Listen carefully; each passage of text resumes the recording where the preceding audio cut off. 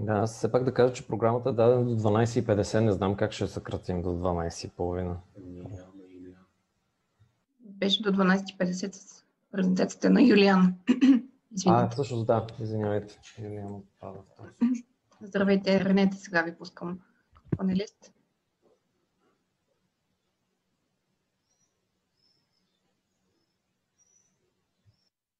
Вече можете, извинете, вече можете да си пуснете и камерата.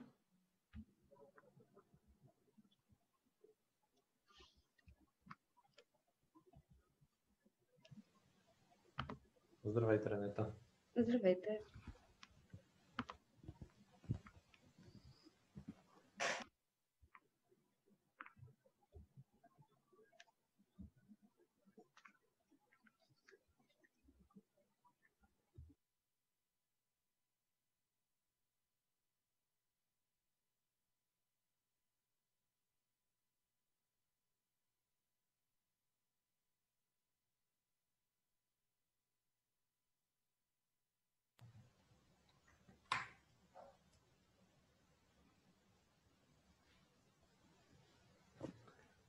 Ради, чакам знак, когато сме готови да стартираме.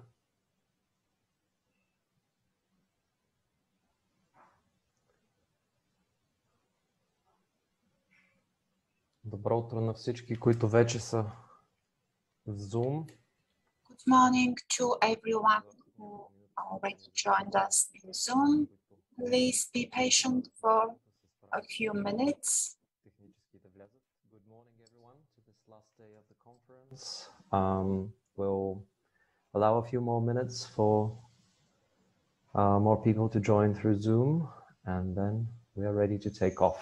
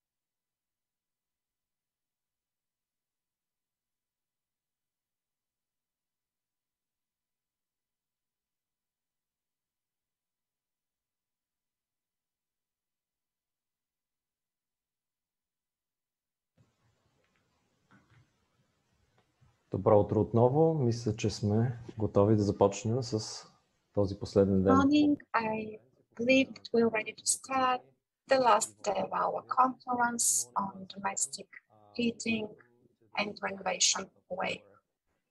Domestic Heating and Renovation Conference. Again, starting with the instructions, how to use the controls in Zoom. Отново ще започнем с кратки инструкции как да използвате функциите на Zoom. Имате възможност по време на нашето събитие да изберете езика, на който ще слушате. The language which you would prefer to listen to. We have provided interpretation into English and Bulgarian. You can access the interpreting channels from the globe. You can choose the interpretation channel to which you would like to follow through the icon in the control menu, which is with the shape of globe.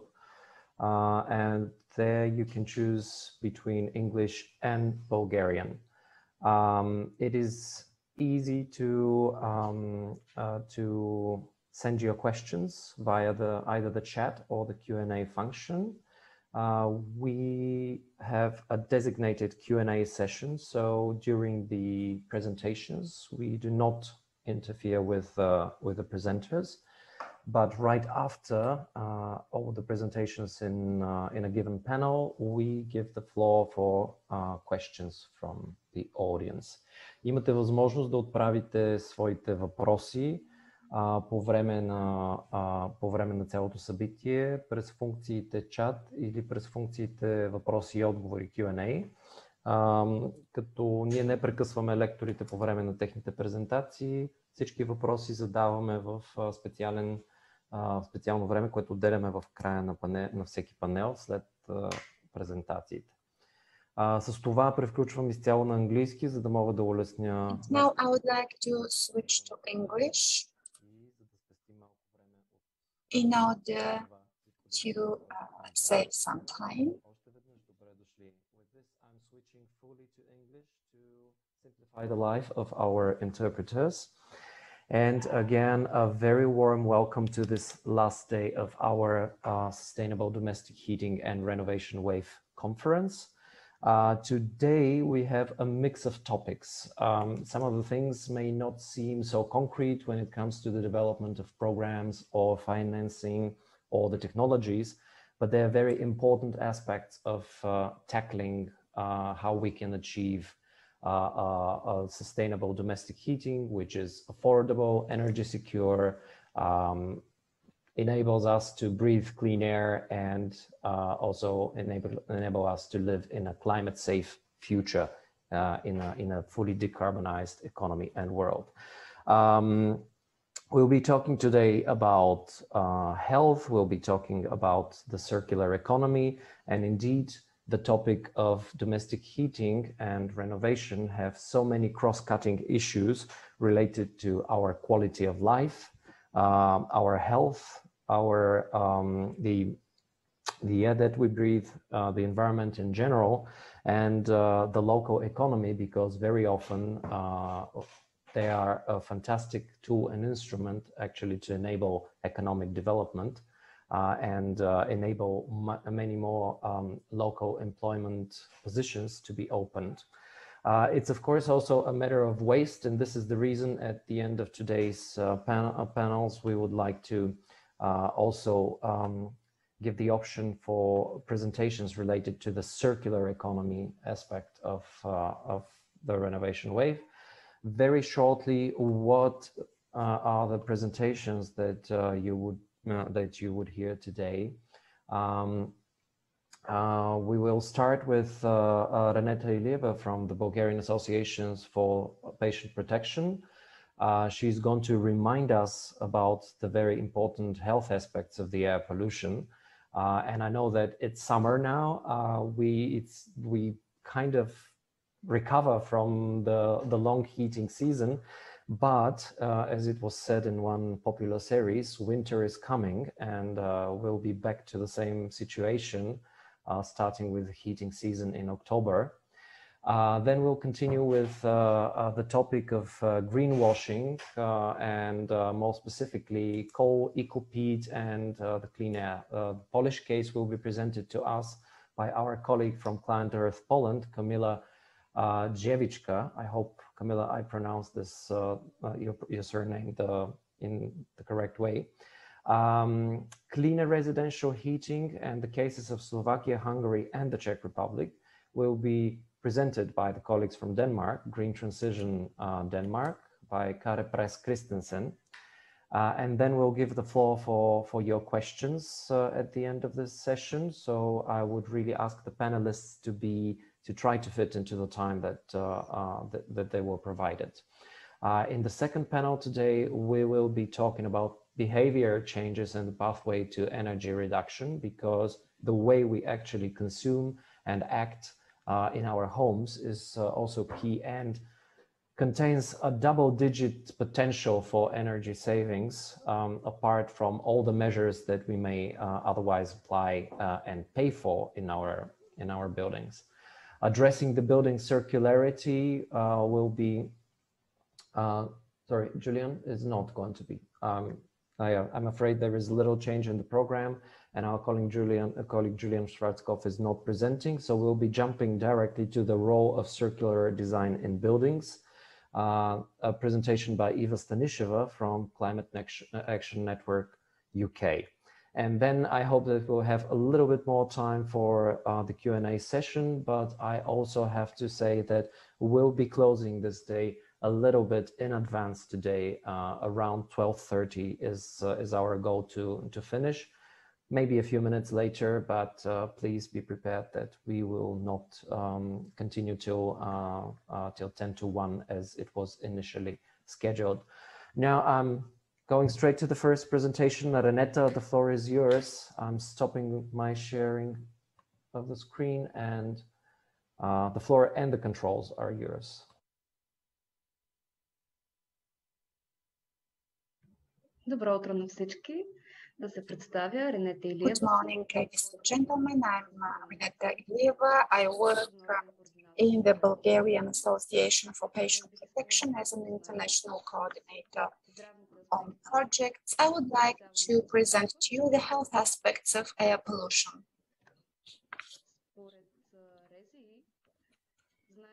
According to the regional health inspectorate, which carried out research on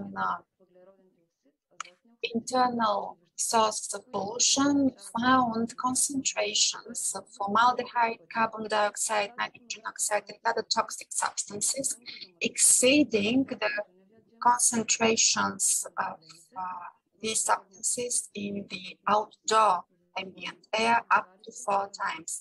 It is found that more than 100 dangerous chemicals, more than 100 chemicals are found in the homes of people.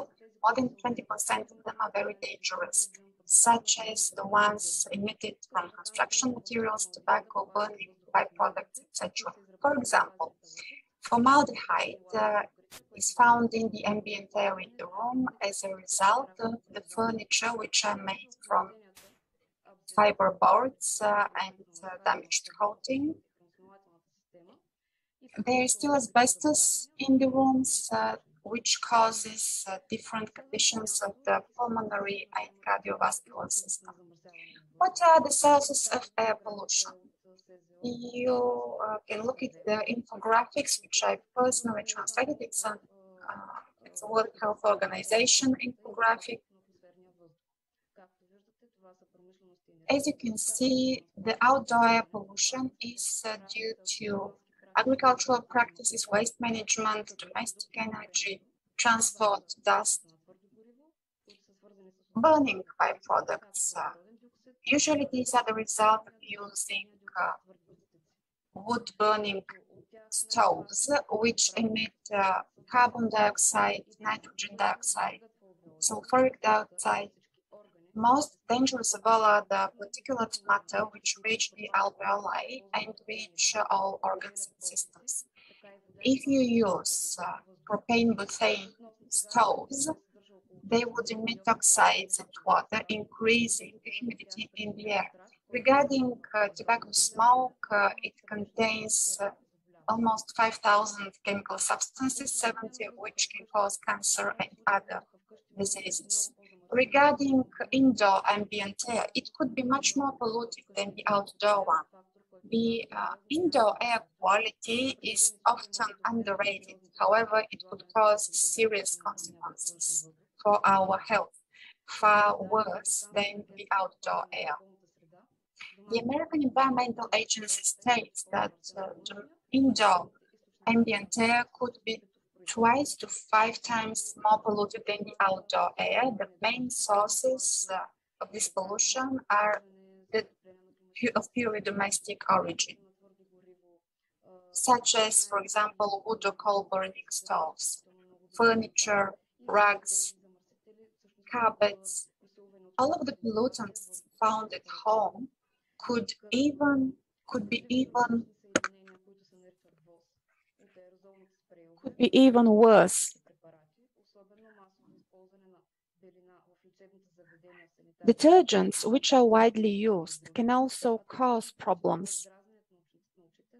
They could use irritation of the eyes, the nose, coughing, and problems with the lungs. Next, allergies.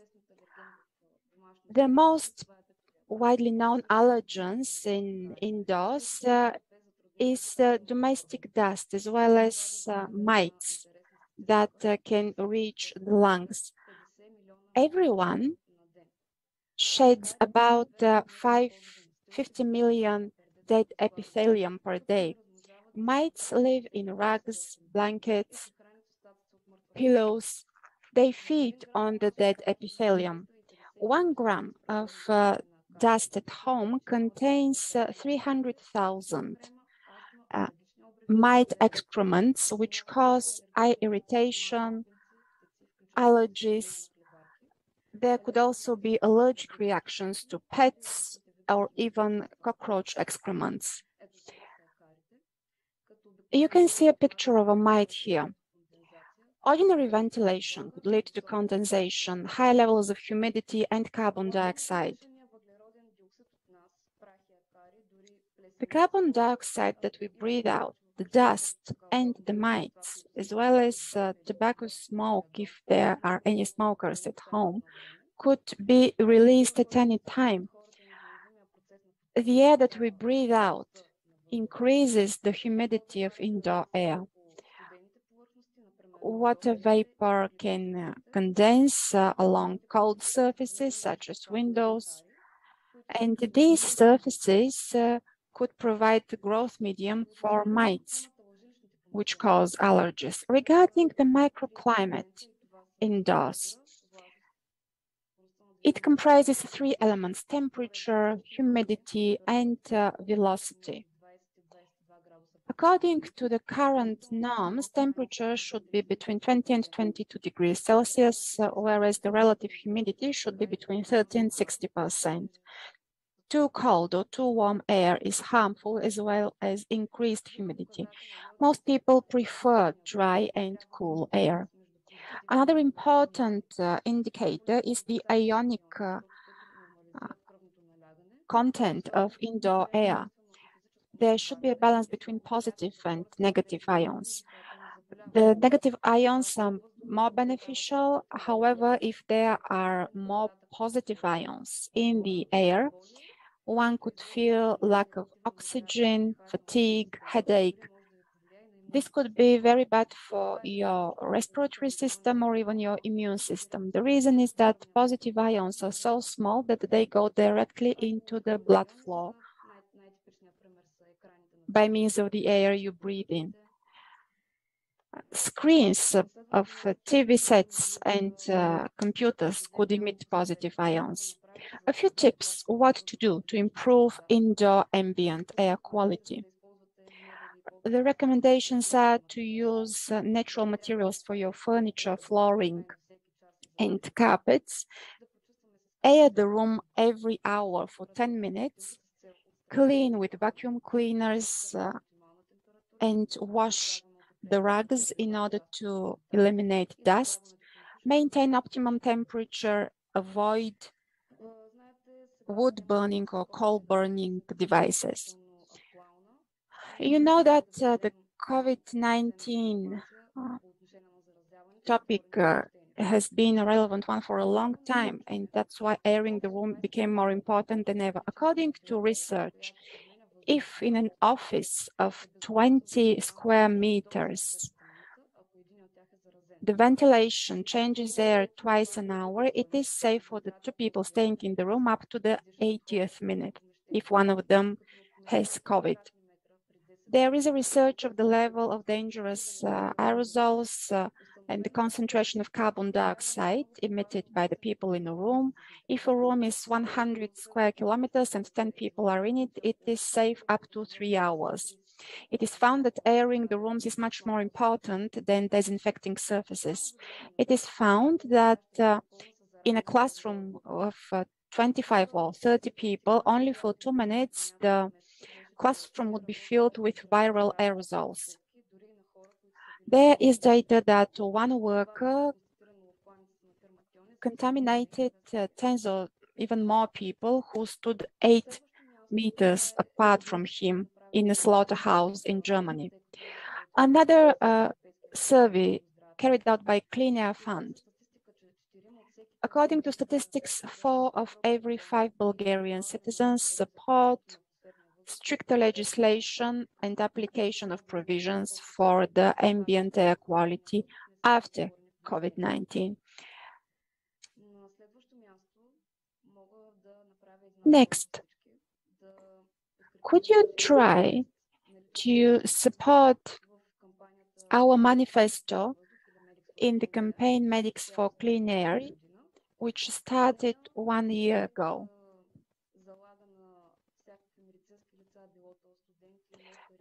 The aim of this campaign is to get everyone who is employed in the healthcare sector to sign this petition. It is on the air pollution.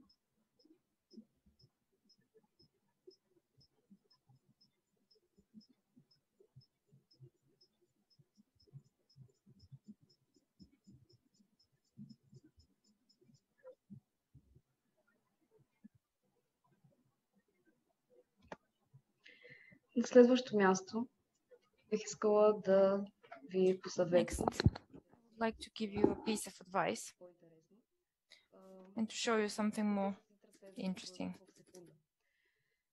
10 liters of fresh air per second.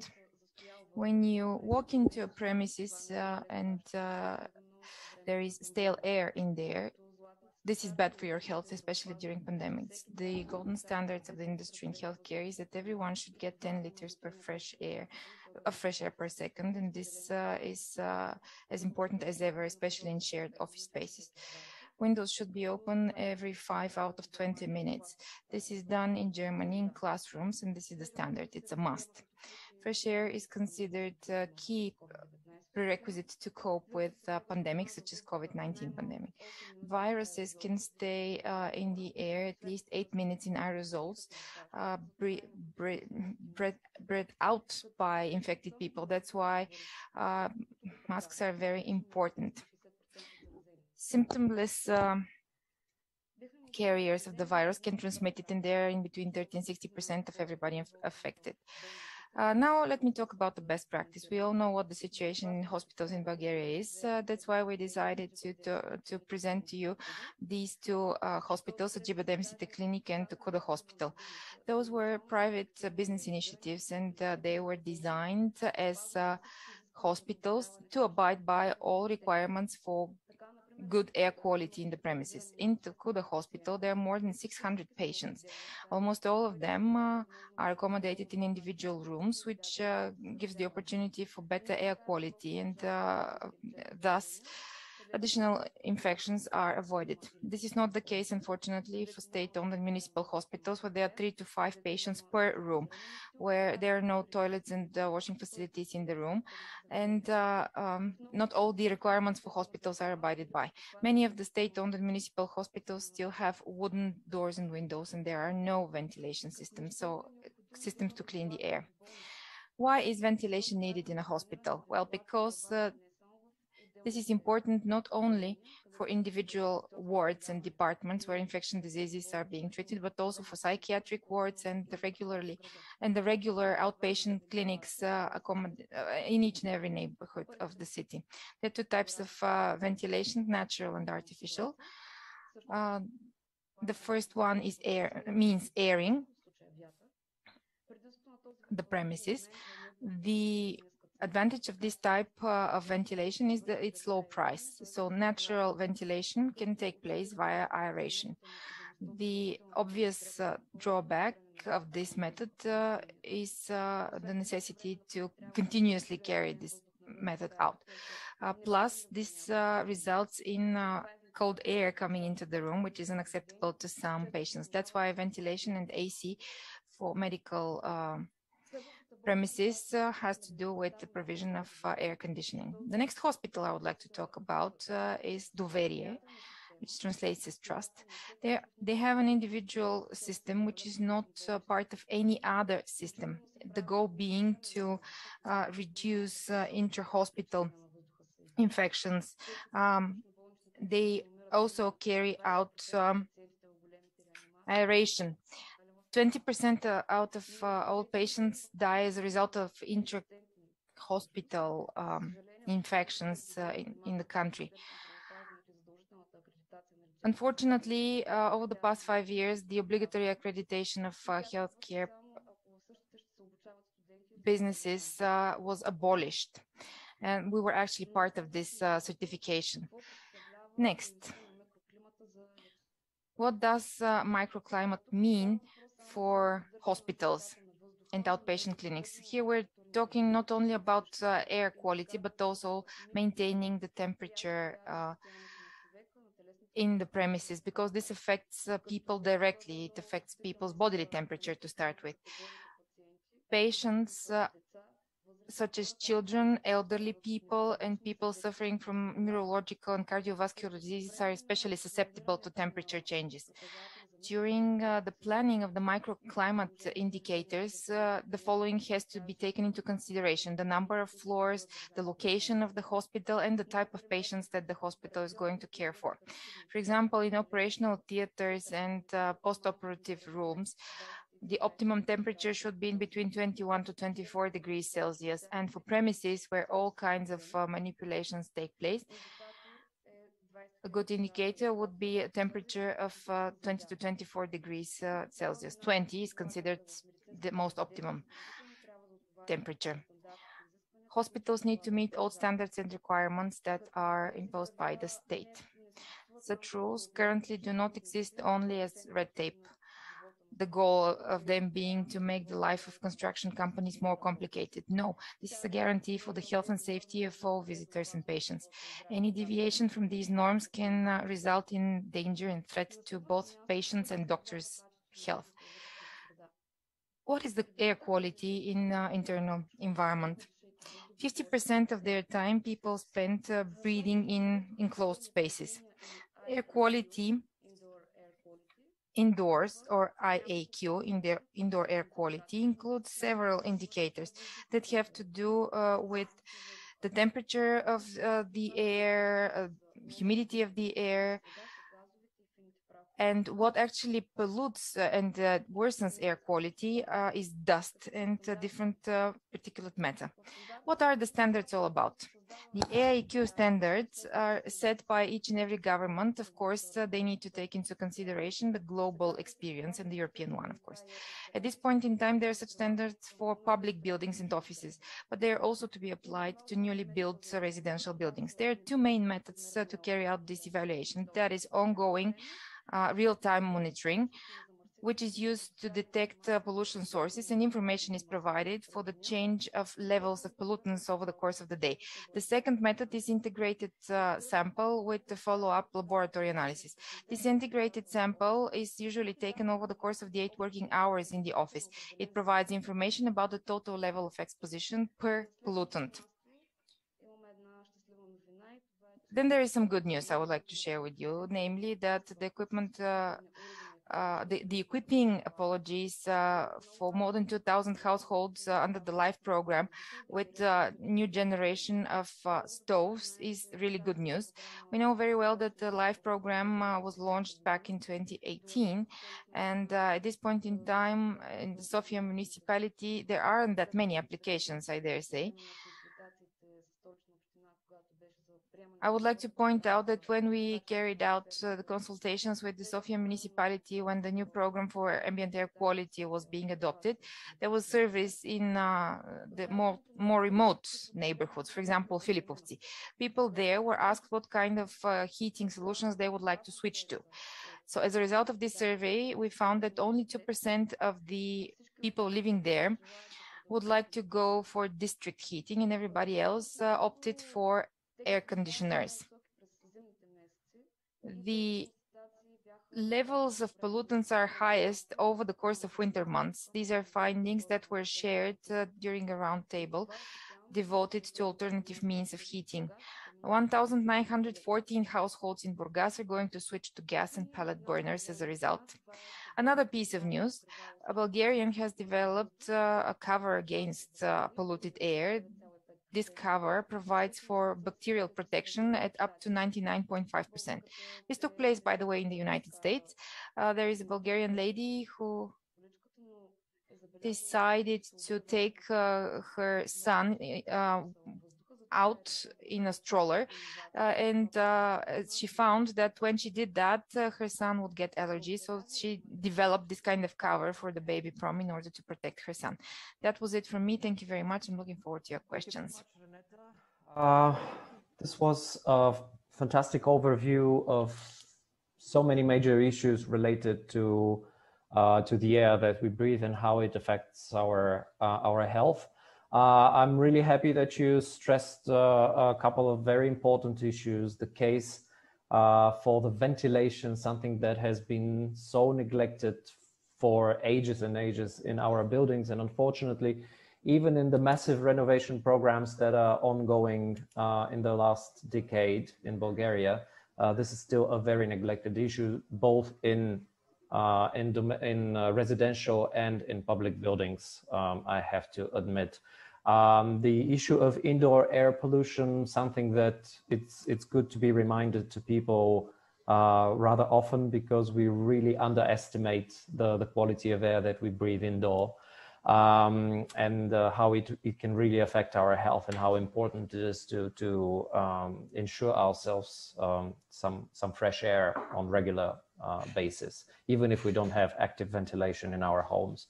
And also that you tackled the issue of gas burning. We had an entire session in the previous days related to the topic of fossil gas, but it is really important that people know that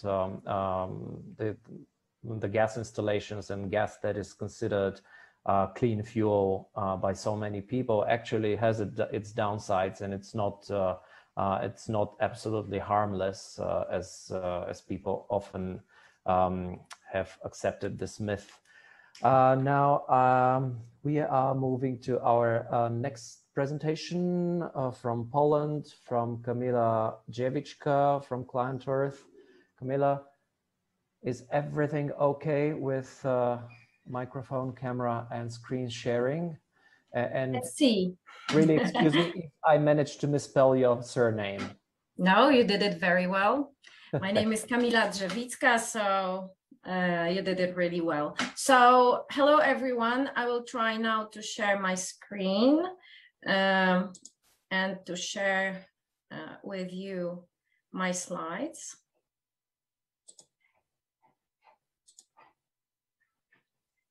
And please tell me if you can see it properly. Absolutely properly. Just maybe put it on a full screen if you have the option in front of you. I should have, but unfortunately, give me a second, because Zoom And screen, however you feel comfortable to present. Zoom screen is actually covering my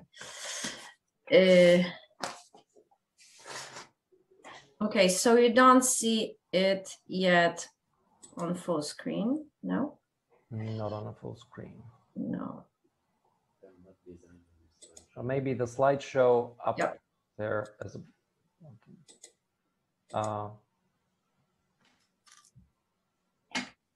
just give me a second.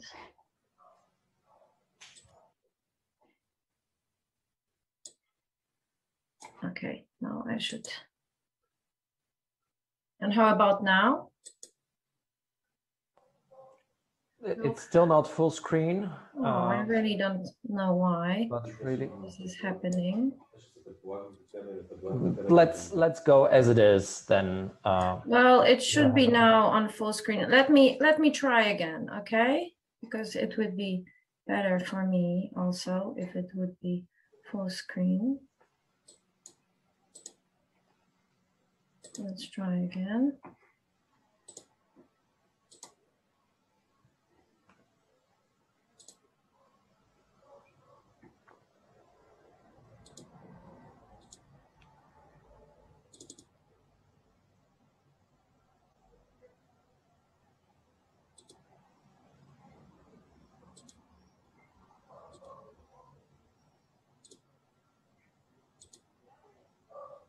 And how it works now? Now it's perfect, yes. Okay, great. Sorry for this short inconvenience. I hope now it works well. So, hello everyone. My name is Kamila Drzewicka. I'm a lawyer working for ecological charity Client Earth. And today I would like to present you our campaign that we are doing now in Poland, which is called Coal is Not Clean. And this campaign relates to greenwashing. So probably you wonder what is EcoP, which I will be speaking today about. And probably you might think that this is this. So this healthy, sweet and juicy vegetable. But unfortunately, I have to disappoint you because this is this. This is simply coal, which is sold in Poland. It is a small fraction coal, up to 31 centimeters. It has to have slightly higher quality standards. So it may have maximum 12% of ash, 1.2% of total sulfur, and it also has some requirements as to the energy. But still, it is coal.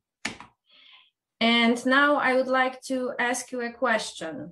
The question is, do you agree that burning coal could be neutral for the environment if wood quality coal is used? And for us in Client Earth, the answer is obvious. No, because coal is not clean. It harms the environment and human health. But we also asked this question to Polish people. What do they think about burning coal at home? And we organized a poll with Kantar, which is a renowned expert in public opinion polling. And we've learned that 66% of people who heat their houses with coal think that burning coal can be environmentally friendly or neutral if high quality of coal is used. And why it is possible? Well, have a closer look to those pictures. These are the bags, the packaging of how coal in Poland is sold. So as you can see, mainly green color is here present. Many pictures of leaves, trees, and nature motifs. And also, of course, it is in Polish, but perhaps you can also read it. Eco prefix is predominant here. So the consumer might think that this is really an ecological product. And this is a clear greenwashing. And in very, very simple words, what is greenwashing? It is a behavior or activity that make people believe that a company is doing more to protect the environment than it really is. And is this greenwashing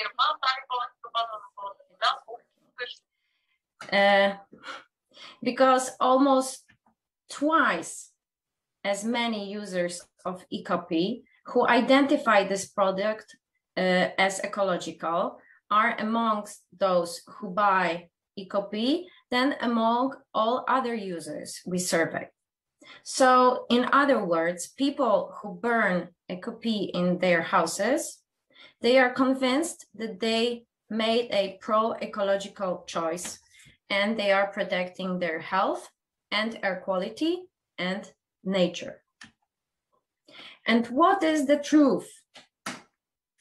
Well, in order to learn what is the truth, we have measured emissions from burning eCopy in the eco-design stove.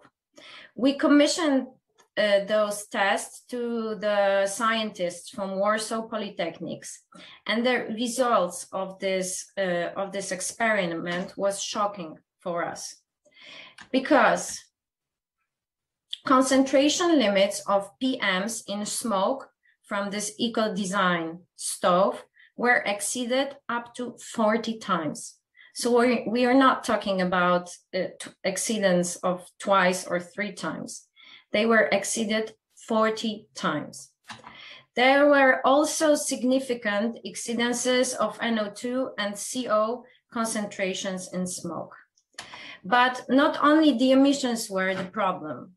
Composition of this fuel was poor too. Share of ashes was significantly higher than declared. And why this is important? This is important because it means that more PMs are emitted, and also that more money has to be spent, because the poorer quality of the solid fuel requires that the consumer has to use more of this fuel. And now you know the facts, and I would like to tell you something about our aims and our legal strategy that we have in this project. So what do we want actually by this campaign and by this project? Well, we want, first of all, to eliminate greenwashing from the coal industry, because it has really long history, as you could see, and it really works well, and all the consumers are really convinced then that they burn coal and they do something good for the environment. We also want to amend the law on solid fuels by removing the wording eCopy coal from the law on quality requirements for solid fuels. We also plan to tackle subsidizing coal boilers under the governmental program, Clean Air Program. And actually here we have already achieved a success because Polish Minister of Climate, who is responsible for regulating solid fuels, declared last month that from 2022 year, the government will stop subsidizing finally coal boilers. And last but not least, we want to improve air quality in Poland, because as you know, Poland and Bulgaria has the worst air quality in whole Europe. So, as you may know, Client Earth is an organization of lawyers who use the power of law to protect the environment and human health. Therefore, the main tool we use as an organization is litigation, but not only. In this case, apart from an innovative legal strategy about which I will speak in a minute, we planned also a campaign and advocacy work. And first of all, we have sent a letter to the industry asking them to stop greenwashing. Of course, it didn't bring any result. Then we moved to the stage of raising awareness. and we exposed a problem of greenwashing and misleading consumers by the coal lobby that has a really long tradition in Poland by publishing our report on emissions from burning EcoP. It turned out that this topic was very interesting for media. We had very big media coverage in internet, in press, articles, in radio. We had 3 media exclusives and so on. We have also prepared an unusual media pack. As you see on this picture, we've sent to selected journalists this black box, which was full of black candies, licorice candies, and information about how the coal lobby is pursuing greenwashing for many years, and why we all think that you can burn coal in Poland and act pro-environmentally, which is obviously not true. We received some polemics from the industry, and we still do receive them, and sometimes they are quite aggressive. And also we gained support from opposition MPs, which is very good and very supportive. And here you can see how those some of those articles looked like. These are just, you know, a few of them. And now a few words about our legal strategy. So we planned 2 key legal actions in this project. Both focus on consumer protection laws, because consumer protection law, like competition law, is subject to specific enforcement mechanisms different to other areas of law. So the EU consumer rules are enforced not only through the court system, which is called private enforcement, but also by independent administration, which is called public enforcement. Therefore, we decided to test the whole range of those available options. So first of all, we tested this administrative path, and we filed a complaint to the Competition and Consumer Protection Office requesting them to initiate administrative proceedings related to infringement of consumer collective interests. And then secondly, we also filed a suit against a private leading producer of EcoP, saying that they are pursuing greenwashing and therefore they are misleading lots of consumers. And those 2 legal actions are based on 2 EU directives, Directive on Injunctions for the Protection of Consumer Interests and Directive on Unfair Commercial Practices. And as there is no legal definition of greenwashing, we reached out to the concept of misleading action, which is defined in the Directive on Unfair Commercial Practices. And in short words, a commercial practice shall be regarded as misleading if it contains false information and is therefore untruthful, or in any way, including overall presentation, deceives or is likely to deceive the average consumer, even if the information is factually correct. And in either case, or is likely to cause him to take a transactional decision that he would not have taken otherwise. And we believe that the majority of coal producers in Poland meet this definition. And why we wanted to share this case with you today, because it's replicable. It can be replicable in other jurisdictions in the EU, because this set of legal actions we are testing in Poland could be reference also for you, because consumer protection laws are to the great extent harmonized in the EU, as the EU wants to guarantee the common level of protection to all consumers.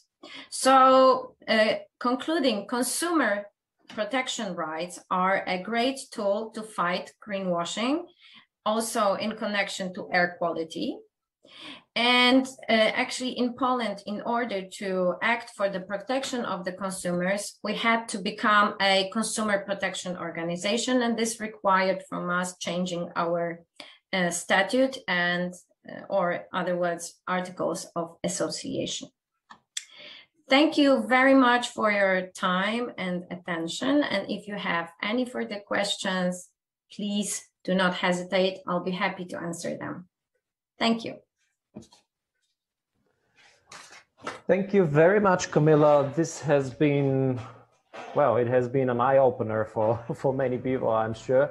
The case of the Ecopy is reminding me somehow of the illegal, actually, coal mining and distribution of coal for domestic heating in the town of Pernik, which is an old coal town, now a very good satellite, an economic satellite of the capital, Sofia, but it's really right around the corner across the Vitosha mountain.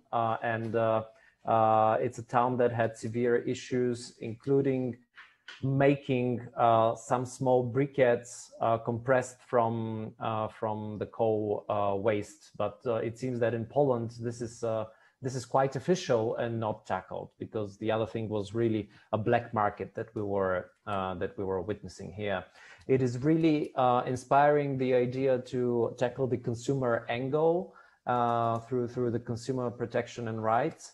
And I can totally confirm that litigation is really the way around our countries, because only since we are doing proper litigation here in Bulgaria, also with the help of Planet Earth, I think that this really turned our campaigns into campaigns with real teeth, because only the public part has completely been dismissed by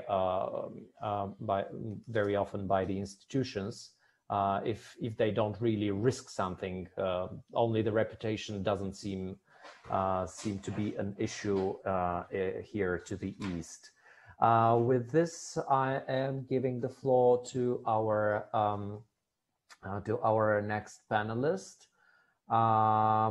from Green Transition Denmark, Kare Press Christensen, with a presentation on cleaner residential heating and the cases of Slovakia, Hungary, and the Czech Republic.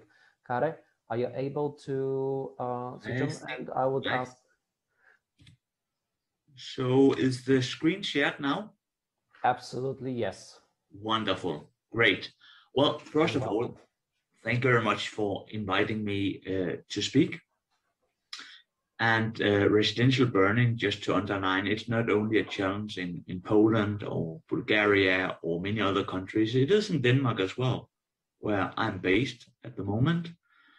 Actually, residential burning of wood is the most health damaging air pollution challenge we have in Denmark. So it's a huge problem all across Europe. If we look upon Bulgaria, I don't want to repeat what other speakers have already said, but just to sum her up very quickly. Residential burning is a dominant source to outdoor air pollution, but, and we should not forget this, to indoor air pollution as well, both with fine particulate matter, black carbon, soot, that's the most toxic part of the particulate matter, pHs, volatile organic compounds, and dioxins as well. It contributes thereby significantly to both morbidity, premature mortality, and to climate change, both due to the black carbon and as well the CO2 released from the wood. There are many reports on health issues related to residential burning. I've given a homepage here where medical doctors in Europe have collected most reports and scientific evidence of health effects due to residential burning. All the original sources and scientific articles are there, and it's definitely worth visiting this homepage.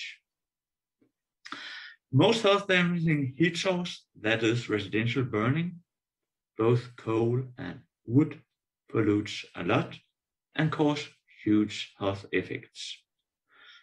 Thereby, it keeps people not only poor, but poor and sick. And it poses very high costs on Bulgaria and, of course, abroad, since much air pollution are transporter air pollution.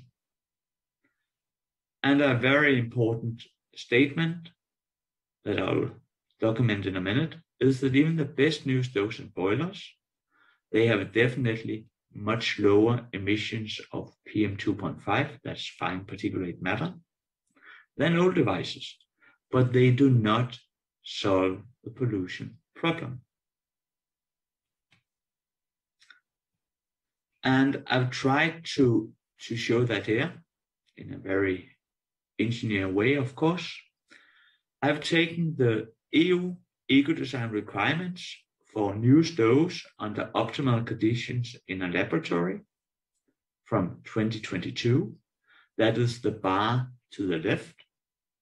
They emit around 375 grams of fine particulate matter per gigajoule house heating. If we take the best new Nordic stoves, they are 150 and wood boilers around 55. However, if we look upon the alternative heat sources, they are much lower. And if we compare the new eco-design wood stoves that will first be mandatory from 2022 and compare it to the particle emissions from a truck, a Euro 6 truck from 2014, these new eco-design wood stoves under optimal conditions pollute about 750 times more than an older truck. So they do definitely not solve the pollution problem. It can be shown by a simple calculation as well. A new wood stove fulfilling the EU eco-design regulation will ideally, under optimal conditions, emit around 5 grams fine particulate matter per kilogram wood burned. The new WHO guideline is expected to be 5 microgram fine particulate matter per cubic meter of air. This means that just burning 1 kilogram of wood in a new eco-design stove in 2022 will pollute at least 1 million cubic meters of completely clean air to the air quality guideline. That is all air covering 10,000 square meters up to 100 meters in height. And this is, of course, not in any way aligned with the EU zero pollution vision. If we look upon the soot particles, the black carbon particles being very important, both for health effects and climate, global warming climate effects, we actually see that new stoves, they have increased black carbon emissions compared to old stoves. That's because they burn at a higher temperature, leading to a higher black carbon formation. Furthermore, they have a higher NOx emission, again due to the higher temperature. And again, by using heat pumps or district heating, we can reduce the black carbon emission by more than 99.5%. We should know and be aware of the fact that even invisible smoke still causes extremely high air pollution levels. If you look upon the picture to the top, to the left, you see no visible smoke. But when we do measurements in this invisible smoke, we still go above 500,000 particles per cubic centimeter of air. That's the maximum detection limit of the device. And just after 1 hour of measurements, the rubber tube is completely black. This means that invisible smoke does not mean there's no pollution. There's still plenty of air pollution. And to comparison, we'll measure directly in the exhaust from a new truck with a particulate filter, we are below 1,000 particles per cubic centimeter. New stoves and visible smoke still causes very high levels of air pollution.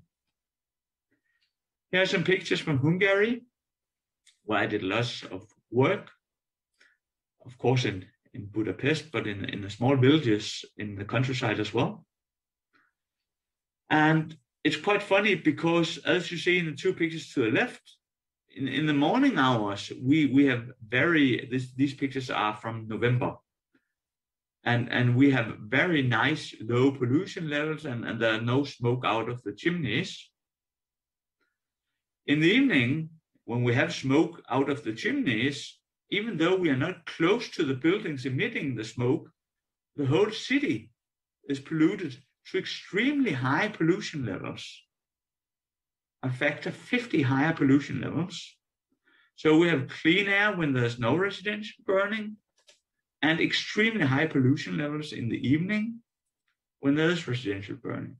And when the outdoor air is polluted, then the indoor air becomes polluted as well. In Slovakia, we did many indoor measurements because stoves are placed indoor. That means that if they release smoke directly to the indoor air, we will have high indoor air pollution levels. Here we are in a small house in Slovakia, and it is a very old stove. These are not used by many people more, but there are still poor people that only have these very primitive stoves. And we see that we have very low pollution levels down here before we use the stove. Then when we start using the stove very quickly, the pollution level increases 250 times. Then we do serious ventilation and put fire in the stove again, and again we see a rise in the pollution levels. So the poorest people caught with these old stoves, they live in very high indoor air pollution levels, especially in the winter season when they use the stoves, and thereby they will get sick, or at least have a much higher risk of getting sick, both for them and their children. This is not a solution. Even if we take new stoves in Slovakia, and here this is actually from a hotel room where we lived, where you can buy a package of dry wood to create a nice atmosphere in your hotel room. We put the stove, we have very low pollution levels before we use the stove, then we put the stove on fire here. We leave the measuring device in the room, and we go for a long breakfast, and we do not open the stove door. When we return here, we have 100 times as high pollution, even though the stove door has not been opened. That's because when stoves get very warm, the metal expand and they start leaking particulate matter to the room. Furthermore, they can burn dust on stove surfaces and thereby create very high indoor air pollution levels. Here we have a new mass stove in Hungary. And before using the mass stove again, we have clean air in the house. We use the mass stove the right way, burn from the top, small pieces of dry wood and so on. Nice flames. But again, we see all of a sudden we have 50 times higher air pollution levels inside the room. And there are no other pollution sources in the house. There are many technical solutions, as we have seen. Of course, better insulation is always the best for everybody. That saves heat and thereby saves pollution. Then there are small heat pumps starting to become quite cheap. And of course, district heating in cities and gas, that's no climate solution, but in relation to air pollution, it is a solution. Then we have new stoves, and they are better than old stoves when we talk particulate matter, but they emit more soot. So for the climate, they are not a solution. And we don't know if they are a solution for health, because the soot particles are more toxic than an average particle. But just using the 4 real solutions here in the top, they will reduce the air pollution levels by more than 90%. So the technical solutions are ready, and they can save huge health costs for society. And many Bulgarian and other people can avoid getting sick. But the solutions are not profitable or affordable for the poorest part of the population. And this is, of course, a terrible situation because people don't want to pollute. They don't want to be sick, but they need heat in the winter. And then when wood burning or coal burning is the cheapest, that's what people will do. This means that we need some political actions to solve the challenge, because the market will not solve it by itself. So the following issues should be done, seen with my eyes.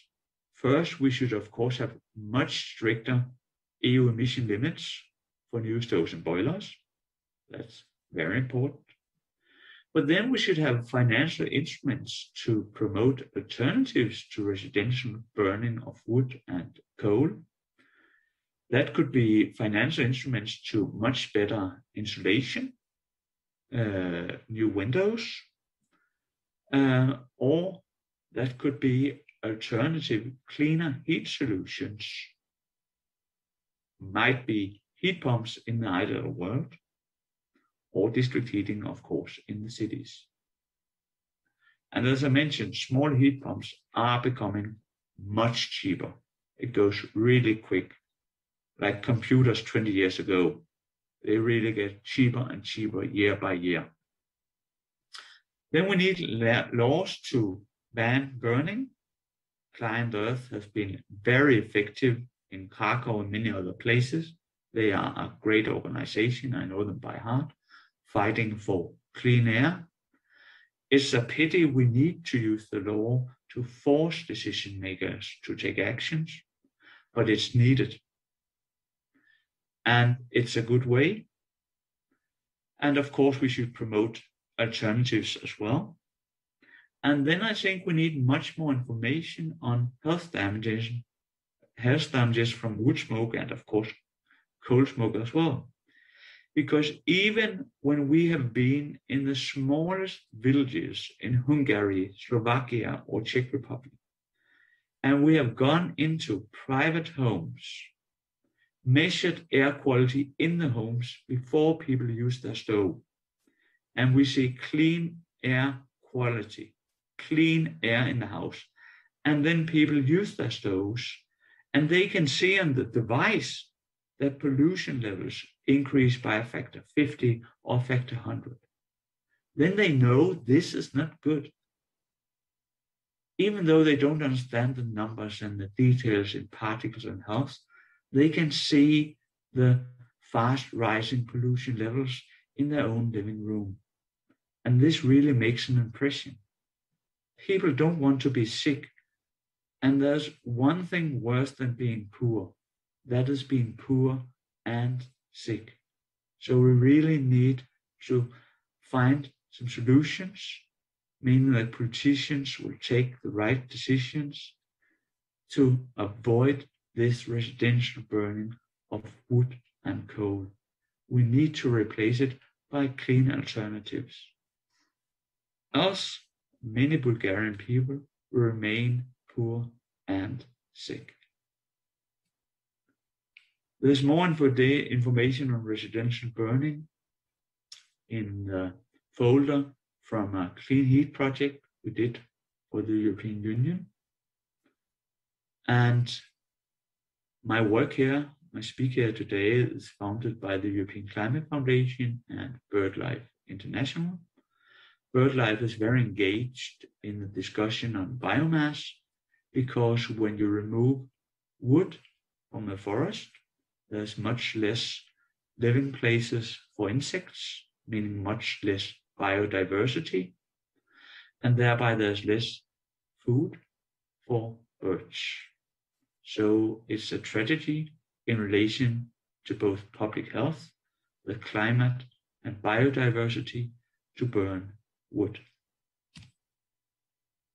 And then I think there's time for question or Q&A session. But just before I start, we need to remember that one thing is, of course, residential burning inside houses, but burning of field waste or garden waste, as I've shown on the pictures to the right, are very important pollution sources many places as well. And that should definitely be banned as fast as possible. And this ban should be enforced because nobody gains burning field waste. Thank you very much for your attention.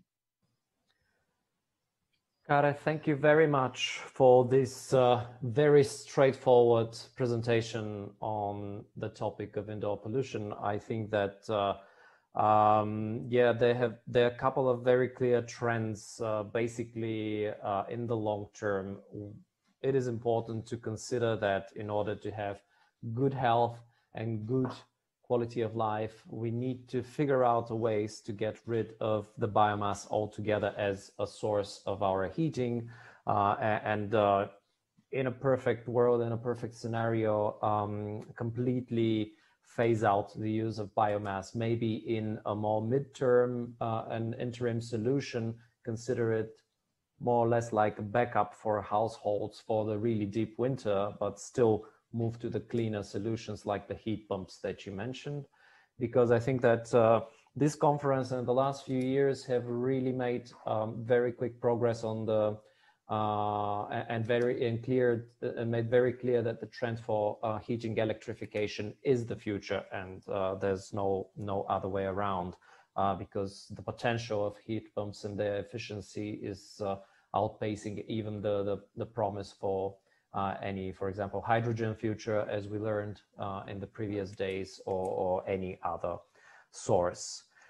I have to make one more remark. Of course, we here in this part of Europe still have quite a sentiment when it comes to the old stoves and some kind of a romantic vision for the winter.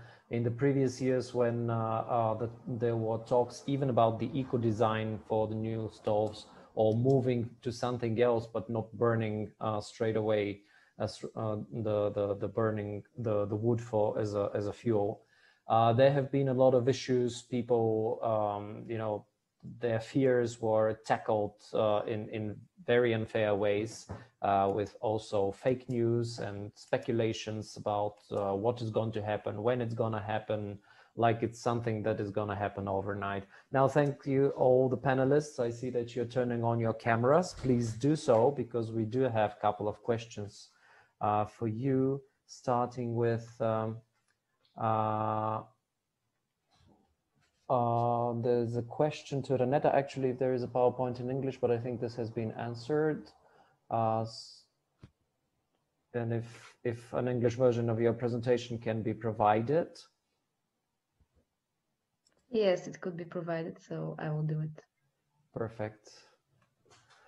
A question to Kare. Have you encountered this type of sentiments that we mentioned just right away during your research on Central and Eastern Europe?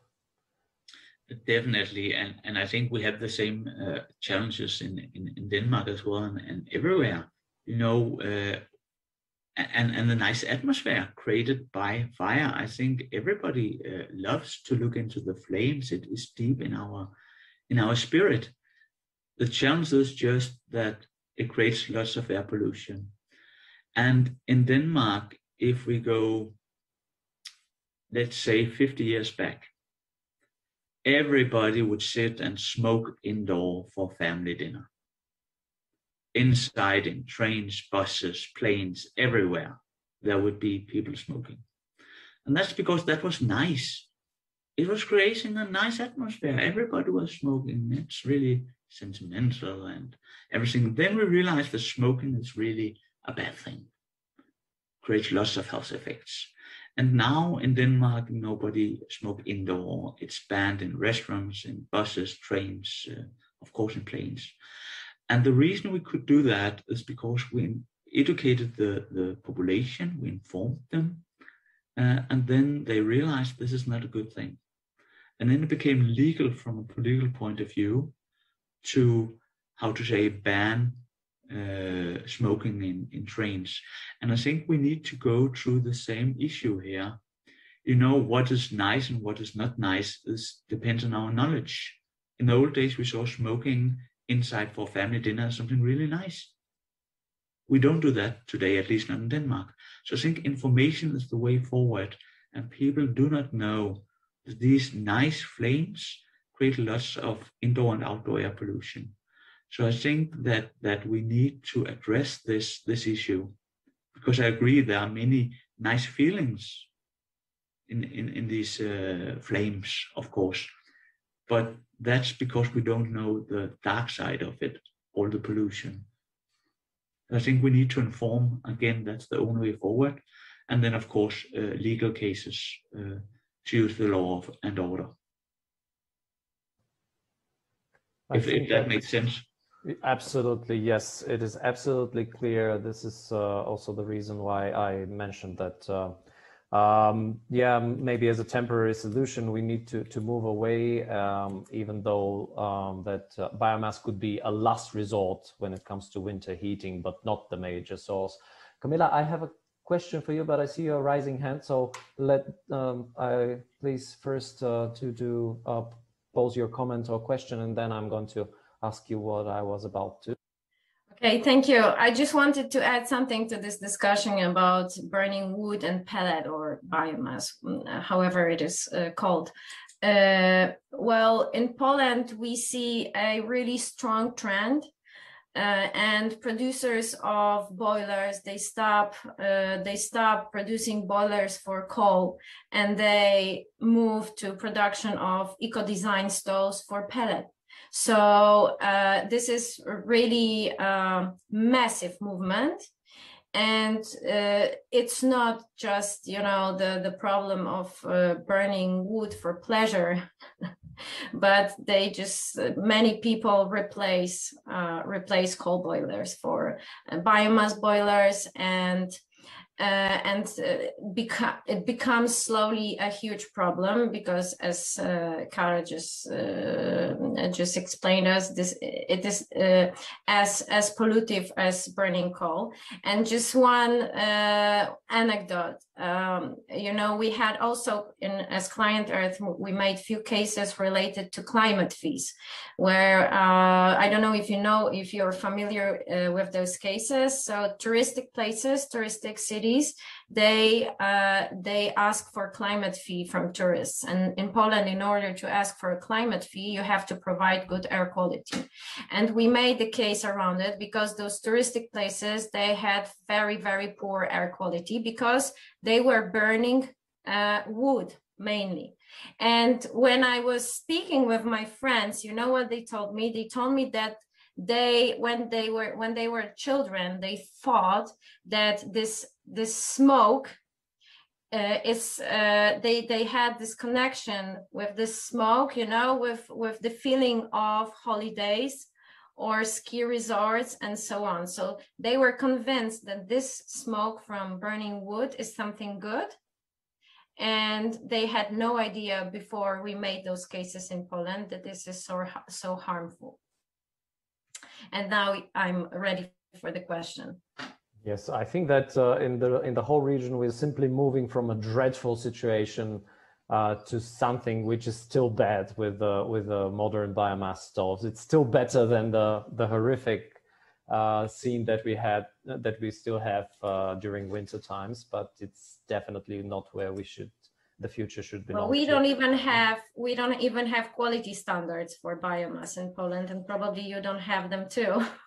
But there's a serious push for it. The problem is again with the commercial side, because there are a lot of businesses that simply do not want to at least dry the wood for burning that they're selling, or there are no proper control for the quality of the pellets or the beer chips that is used. The question to you is, you know, we learned a lot about things that are going on in Poland that are sort of legal and broadly accepted and you tackle, but are there programs related to domestic heating? Because you mentioned that there are programs to support the replacement of old boilers. Are there programs or parts of these programs or technologies that they support that you would like to perpetuate more, that you would like to accelerate, or figure out a way to ring fence all the public money mostly towards those solutions? Is there a positive side that you can underline for us? Well, so we have a flagship program organized by the government, which is called Clean Air program. And within this program, there's really lots of money for not only exchange of boilers, but also for renovation of buildings. And this program was at the very beginning, it was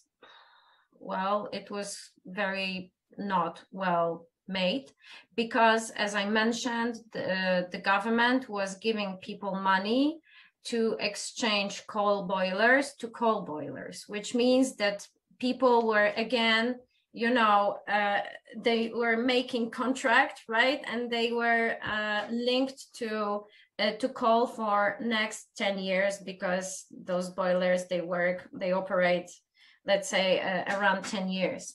And we were criticizing this part of this program for many years, and other Polish organizations joined our, let's say, protests against subsidizing coal boilers from public money. And finally, as I said during the presentation, this year, like a month ago, Minister of Climate promised that they will resign from subsidizing coal boilers, but still they are subsidizing boilers for biomass, which is also a problem. And like I mentioned, there are no quality standards for biomass. And the problem in Poland with biomass is it's not only the humidity of the wood, right? Because what people are, or the consumers, what they are reporting, that they buy pellet, which is actually half of this product is plastic, for example. So it's contaminated, and it should be regarded as waste and not as a biomass. So the thing is that no one is actually controlling this market, because there are no standards, so there are no means to control it. And like you see, the coal market is already much more regulated, and even in a situation of a, let's say, quite detailed regulation, there is a lot of black market and breaking laws related to quality standards of coal. Well, so I have to say that something is moving in Poland. There is lots of money from the government on one side, and also local governments. They also organize programs to exchange boilers. For example, in Warsaw, there is also big program where they offer inhabitants to exchange their coal boilers to renewables. I mean, not renewables, but heat pumps, connection to district heating. I'm not sure whether they also pay for boilers on biomass. I'm not sure. I would have to check this. So there is a big progress. But the thing is that when we made this survey for the purpose of our ECOP case, we also asked consumers of coal a question. Are you aware of a governmental project where government can help you and can give you money to exchange your coal boiler? And as you can imagine, the vast majority of people said that they have no idea about this program. And this program is already working for 4 years, I would say. and still the information is not going deep to the society, to people who really, need to exchange their devices. So, well, I would say that there is change, but it's very slow. Those money are not distributed well, and until now, public money are spent for coal boilers and for biomass boilers, which obviously is not a good solution, especially that our experiment is showing that eco-design boilers, they are a fiction. I mean, they are just, they emit less in the certified laboratories. But when the consumer at home is using this boiler, there is very little chance to achieve the limits for eco-design stoves in emissions. Therefore,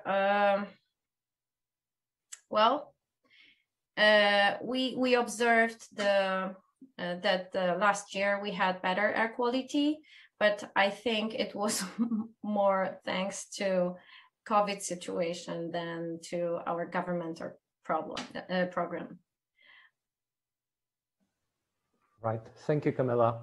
Do you yourself have a solution? What is the best heating option for Poland? I have to admit, after what I heard from you, is that we actually here might be even worse in some respects, because here the government is still providing something what is called a heating subsidy for households.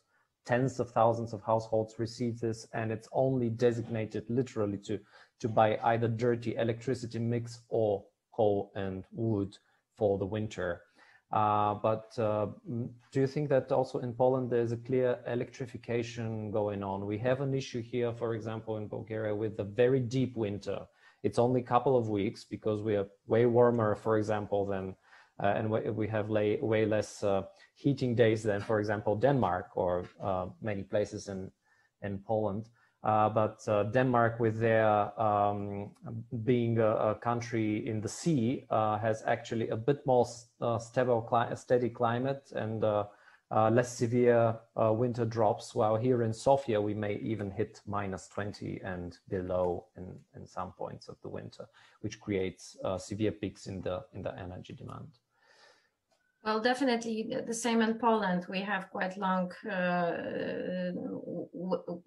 period when we really need to use, when we need to heat our houses.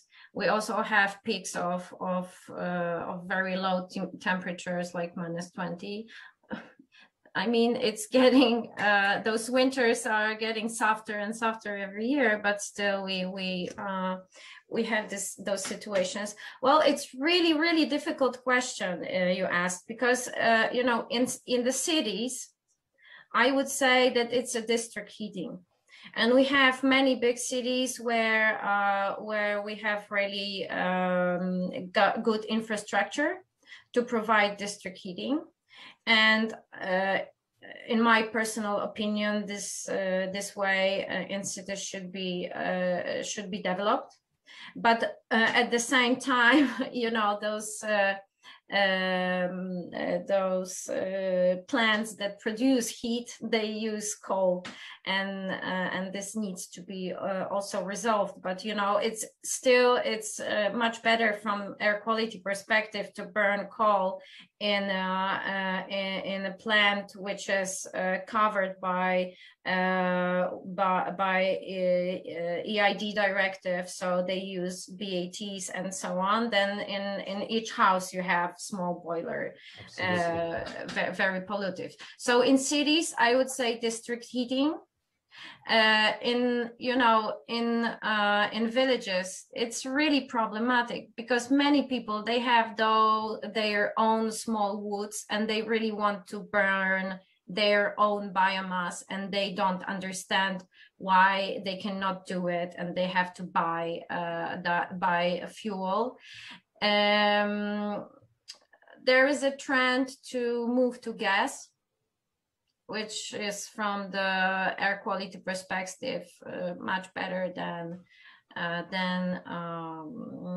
coal or biomass, but still it has other issues which you are aware of.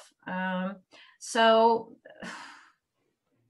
as we are getting closer and closer, and we are already actually in the coffee break, I would like to still give the chance to Kare, who's raising hand. And I have two questions also for Kare when he... Yeah, just briefly, I agree. I mean, it's very rare we go below -20. I mean, we can go down to -30, even 40 in Denmark, but it's a long time ago. But I think insulation is really a key answer here, because I fully understand that the really cold periods, there's the challenge with a heat pump. But I think the solution to that challenge is kind of insulation. I've been rather surprised in Slovakia when I saw new houses built outside the large cities, the lack of insulation. When you go to these construction sites, there's very little insulation, and in Denmark, buildings like this would be illegal. In Slovakia, you can even reach colder temperatures than Denmark. So for me, it's a surprise, because when you build a house, it's going to be there for many, many years. So you can really save a lot of fuel by just putting in the right insulation. And that's not much more expensive. And then the same, you have many walls in Slovakia. You know, you have a wall on the outside, on the inside, and there's no insulation at all in between. In Denmark, we have you can get subsidies if you blow in insulation in the walls. You don't need to take in the wall. You drill some small holes and you blow in insulation. And all of a sudden, you have a well-insulated house. I think we must not forget insulation when we talk clean heat, because well-insulated buildings will use less fuel, of course, and it will be much easier to heat them with heat pumps for longer periods. And then you can, absolutely, you must have that. I will be brief now. I know we are running short, but we have a very old cottage in the woods, and there we have a gas boiler, a small gas device heater that can be used within the room. So if we go there for very cold periods, we use that. It's burning clean. Of course, it gives some water, so you need to ventilate maybe once every third hour during the day, but that's all. And that could be used for very cold periods. It's not using a lot of gas because you're only taking the peaks. So I think there are possibilities that must be available. And I think insulation, that was just my key message. Let's not forget insulation, because the best heat is the heat we don't produce and don't use. Yeah, we don't have this this type of walls here in the constructions that have this empty space in between very much. So it's not so easy to blow in insulation. It has to be stuck here. But it's really there's really no excuse for new buildings not to include these.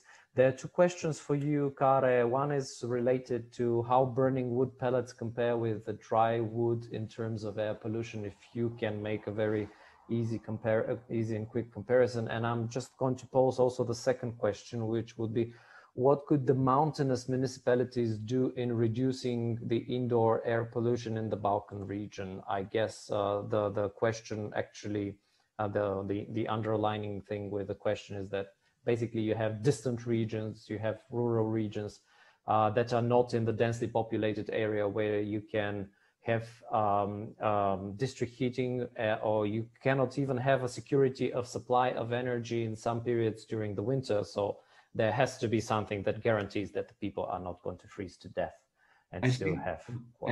Of course, I fully agree. If we take the first question, if we compare a new wood pellet boiler to a new eco-design wood stove, for example, then we will have a pollution be around 5 to 6 times less from the wood pellet boiler. So they are much better. wood pellets are smaller, they have a higher surface. Usually it's I know Camilla mentioned plastic, but if it's really wood, they're usually dry, a uniform product. You have a feed in automatically, so you have a continuous burning process. So it is much better. However, if you have a wood stove, it only covers, so pollution levels, I would say, is a factor 5 lower. But in Denmark, many places, if you have a wood stove, it only covers about 20% of your energy consumption. The rest is, for example, gas or district heating. But if you have a wood pellet boiler, it covers 100%. So per gigajoule, the wood pellet boiler might be a factor 5 better. But if you use it for your full heat supply and then burn 5 times as many gigajoule or megawatt hours, then on an annual level, you will actually emit the same pollution levels. And that's important to remember. Then on the, sorry, what was the second question? That was indoor air pollution. Yeah. I think the mountains, the distant, rather rural municipalities that are less densely populated and cannot have security of supply. I fully understand what I would suggest for these areas, of course, and they have wood just outside the door, so it's the cheapest, would actually be, again, small heat pumps. They are becoming really, really cheap, and they have access to electricity. And then there can, of course, be periods after storms and so where they don't have electricity. And of course, they need heat in these periods. And there again, I would use the small little gas stove running on bottle gas. You can use in your room. You can transport it to where you are, in which room you are, and have one of these and 2 extra gas bottles standing in the house as backup. I think that would be that could be a solution for these areas. And then again, information about indoor air quality. Show them the measurements. Let's go to the houses with TV stations. We did that in Czech Republic, in Hungary, and Slovakia. We filmed before we use the stove, and there are no other pollution sources. People use the stove. We film the device with new higher pollution levels. Everybody can see that's probably not a very good idea to have these high levels inside the houses. So information is the way forward, both for the population and for the politicians, of course. Thank you very much, Kare. I think that we have very little time left, actually, for coffee break, and we will start in 5 minutes. I'm asked to have actually a longer break, so 45 past, we will continue with the second panel. In the meantime, we received regarding the yesterday panel, comment from Mrs. Anna Kamburova from the Ministry of Energy, which is directed to Mr. Tolev and other panelists. I'm going to read it out loud. So I would ask, I'm going to read it in Bulgarian because I received it via email, and I'm going to ask at least one of our interpreters to remain and to switch on properly to the channels. As I said, I'm going to be reading it out in Bulgarian. So whoever is interested, please remain with us to hear the response. Otherwise, 45 past, we are back in here, starting with the second panel. Thank you very much to the panelists and to everyone in the audience. Thank you.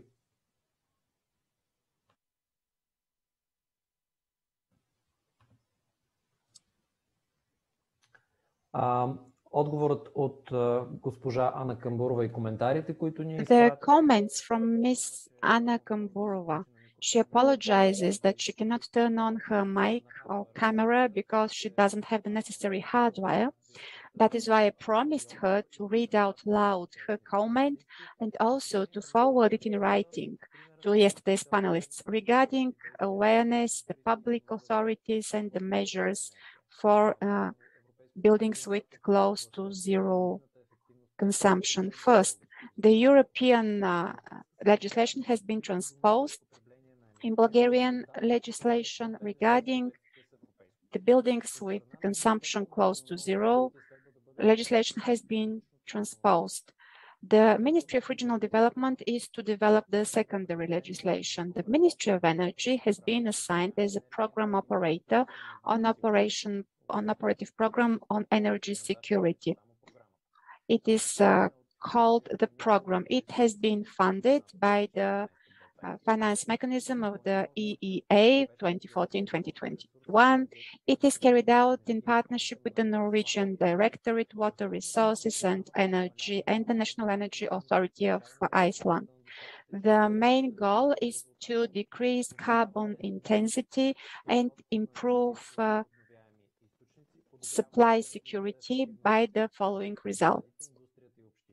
Improve energy efficiency in buildings, improve the export capacity in the area of renewables and energy management. The selection of projects procedure for regarding energy efficiency of buildings plans grants for energy efficiency in buildings to improve the building performance and their transformation in buildings with close to zero consumption. The Ministry of Energy has launched a call for projects in order to find the proper ones for implementing the requirements of the legislation for buildings with zero consumption. 10,700,000 euro have been planned for this purpose, nearly 10 million left. In accordance with paragraph 1, with the additional provisions of the Energy Efficiency Act, a building with consumption close to zero should meet the following conditions. Its energy consumption, such as primary energy, should correspond to class A, and B, no less than 55% of the energy for heating, ventilation, domestic hot water, lighting should come from renewables, which are close to the building or in the building. And let me see what else is there. What else should I read out?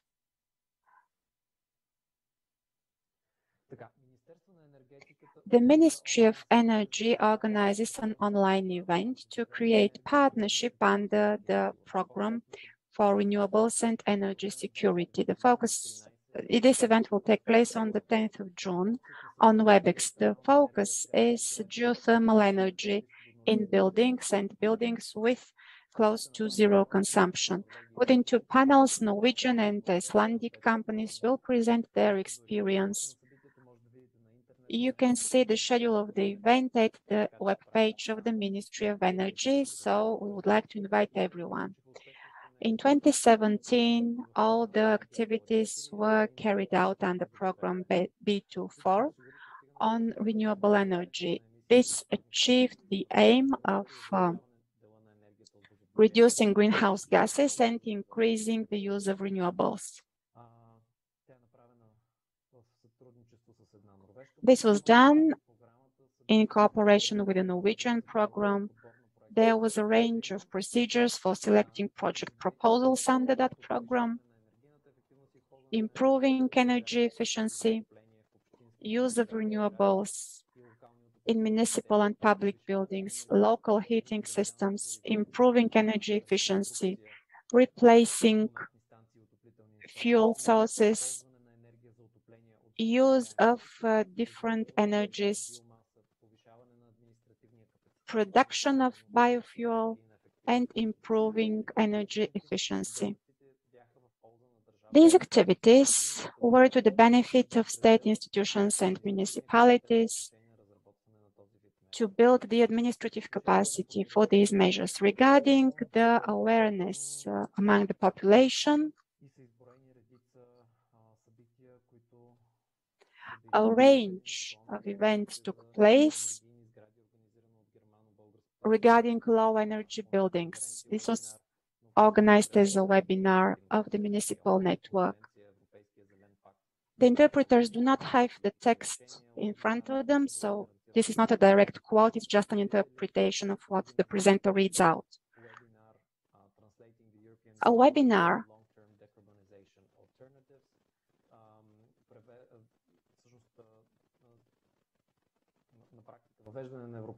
introduction of the European Green Deal as a possibility for long-term decarbonization. This was organized by the Center of Study of Democracy. The preparation of energy efficiency projects, etc. The internet page of the agency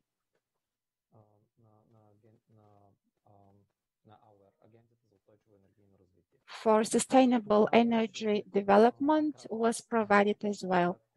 This was, in brief, the comment made by Ms. Gamburova.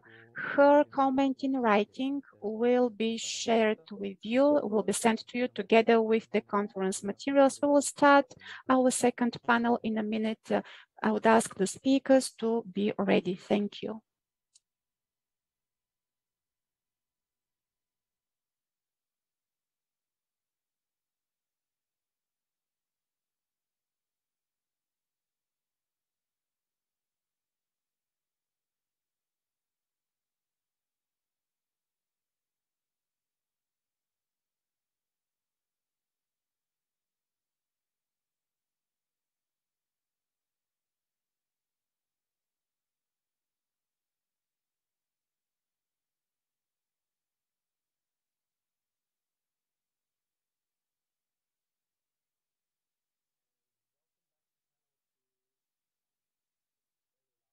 Exclusive panel of our today's conference that have been having its panels throughout this week. I hope it hasn't been too tiring. We tried to arrange the agenda in a way that it would be bearable, even though taking parts of your working days, all the 5 days of this week. Our second panel for today is focused on the topic reduction of energy use in residential buildings. Our first speaker is Mr. Bogomil Nikolov from the Association Active Consumers in Bulgaria, speaking about the behavior change potential for the energy reduction. The floor is yours. Thank you very much and good morning. I will try to share the screen, or you will activate my short presentation. Please go ahead and try to share the screen. Do you have any technical issues with it? Do you have audio? Oh yes, audio I can do this. Yeah. Perfect. Yeah.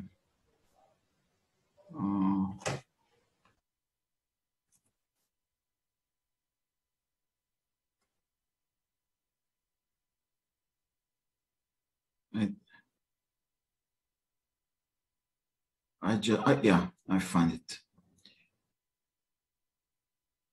So, try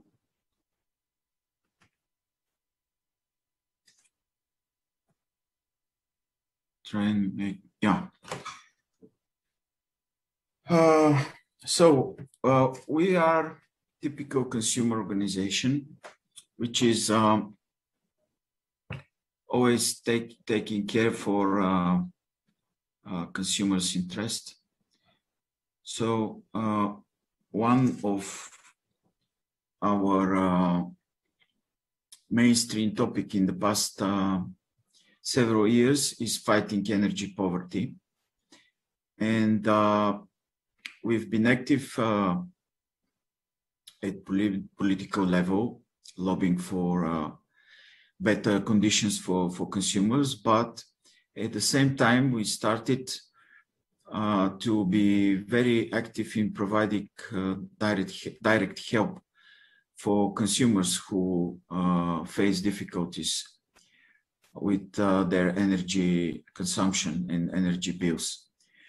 So I'm not going to remind what is the energy poverty, but just quickly remind the main 4 causes, reasons for energy poverty.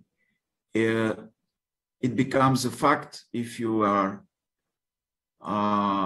in a situation of having low incomes and or you face low energy efficiency of your home and or you face high energy prices. And of course, the fourth factor that we are challenging is wasting, rational consumer behavior. It's widely known from the researches that energy poor people are wasting more for different reasons, because they do not know how to optimize their consumption, or they simply do not care. But the consequences are that this situation of energy poverty may only worsen in such situation. So I circled this last factor because we are trying to help consumers in behave more rationally and save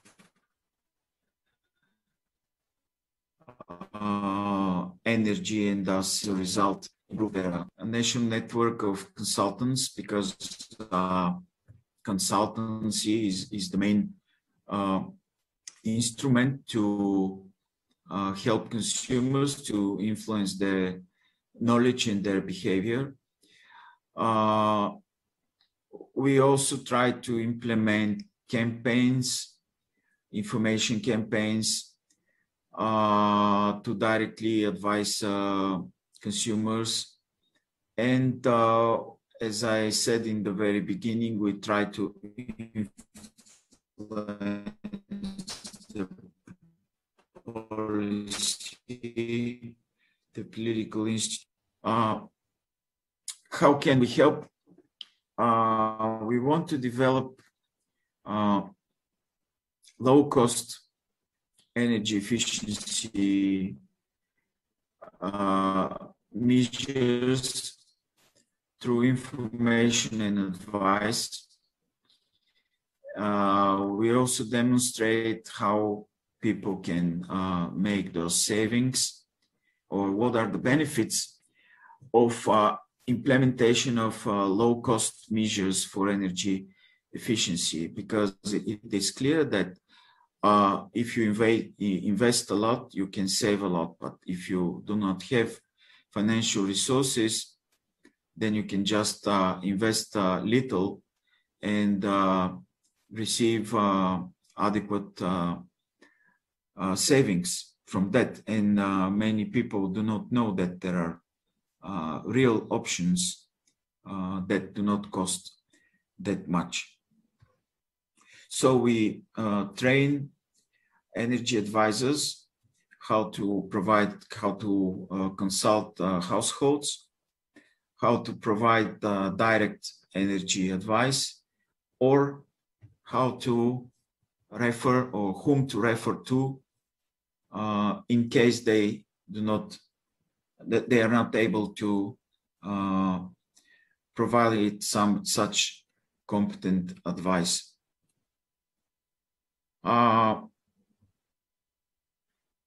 How do we provide this advice? Of course, in our offices, pandemic has significantly reduced these options, but we hope that in the months ahead, we'll be able to be more active in our offices. We also provide advice by phone and electronically. We also plan, as the pandemic seems to be reduced, we plan to make home visits, especially in several Roma communities. And we also organized local workshops especially in small municipalities where the local authorities are willing to cooperate and help us organize these workshops. We are also very active in informing the general public by creating a lot of information materials I will show you later. And we also review the connection between energy poverty and health conditions, indebtedness, or inadequate income in some situations. So I will show you in a minute some visual examples. So what are we advising the people? First, to implement soft measures, behavior change. We advise them to understand and optimize their control over the heating and cooling process. We also advise them to implement low-cost measures such as LED lamps, for example, timers, window strips, door strips, etc., radiator reflectors, and so on. We also refer consumers to existing sources of financial support. Unfortunately, at the moment, there are not many, but we know that in the next years, there will be more sources for financial support. And of course, other solutions were available, such as social tariffs, or when the electricity market is liberalized, we will become more active in this direction, because consumers may save a lot or waste a lot by signing not good contract, or by signing with a company that is using unfair practices, unfair contract terms, etc. We advise consumers how to find the best offer on the market. So this is an example of our leaflets that we provide to consumers, and I will show you some videos. Let's see one example, but I'm not sure if I'm able to start it from the presentation. It simply doesn't work. So I will try to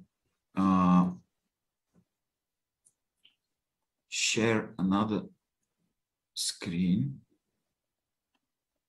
If I find the menu,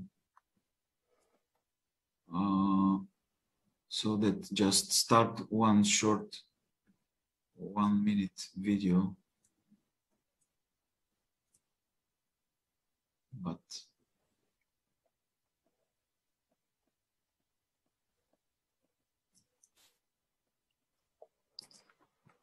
I don't know how to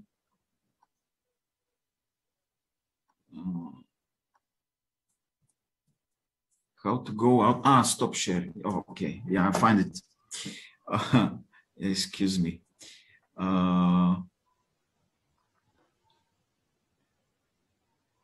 So it's practically the same. You have to be ready with the video. Choose the window and just do you see hear the sound. Yes, I was going to ask you to click. There was a special thing for the sound, but it's on, so we can hear it. Thank you.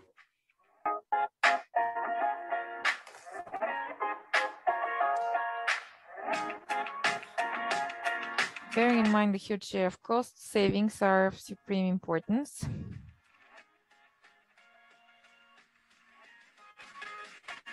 There are some practical things that you can do in order to create more comfort in your home.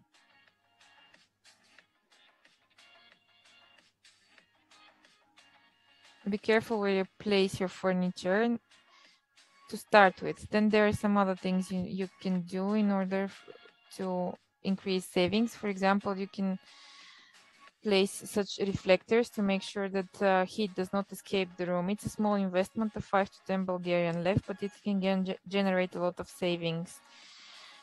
Every degree in temperature more can lead to a substantial increase in your electricity bill. You should not turn off your radiators entirely. Never forget to close the doors. These are some easy ways in order for you to generate savings.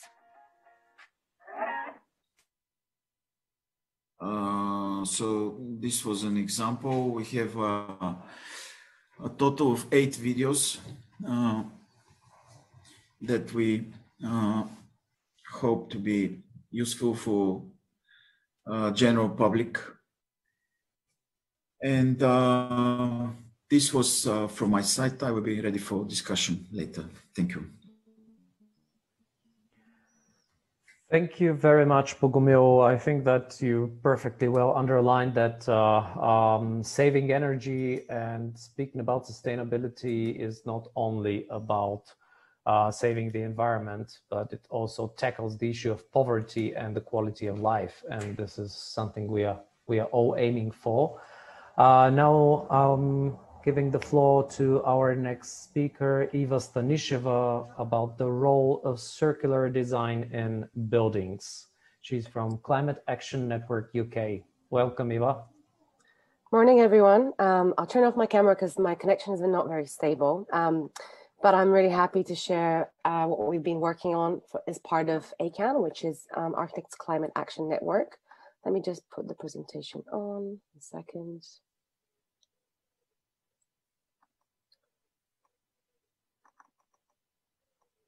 Let me know if you can see my screen.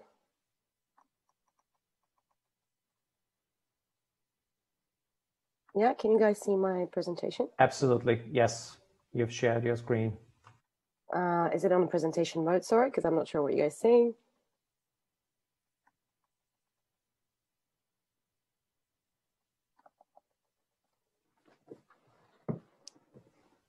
It's still not on presentation mode. Wait 1 second. Sorry.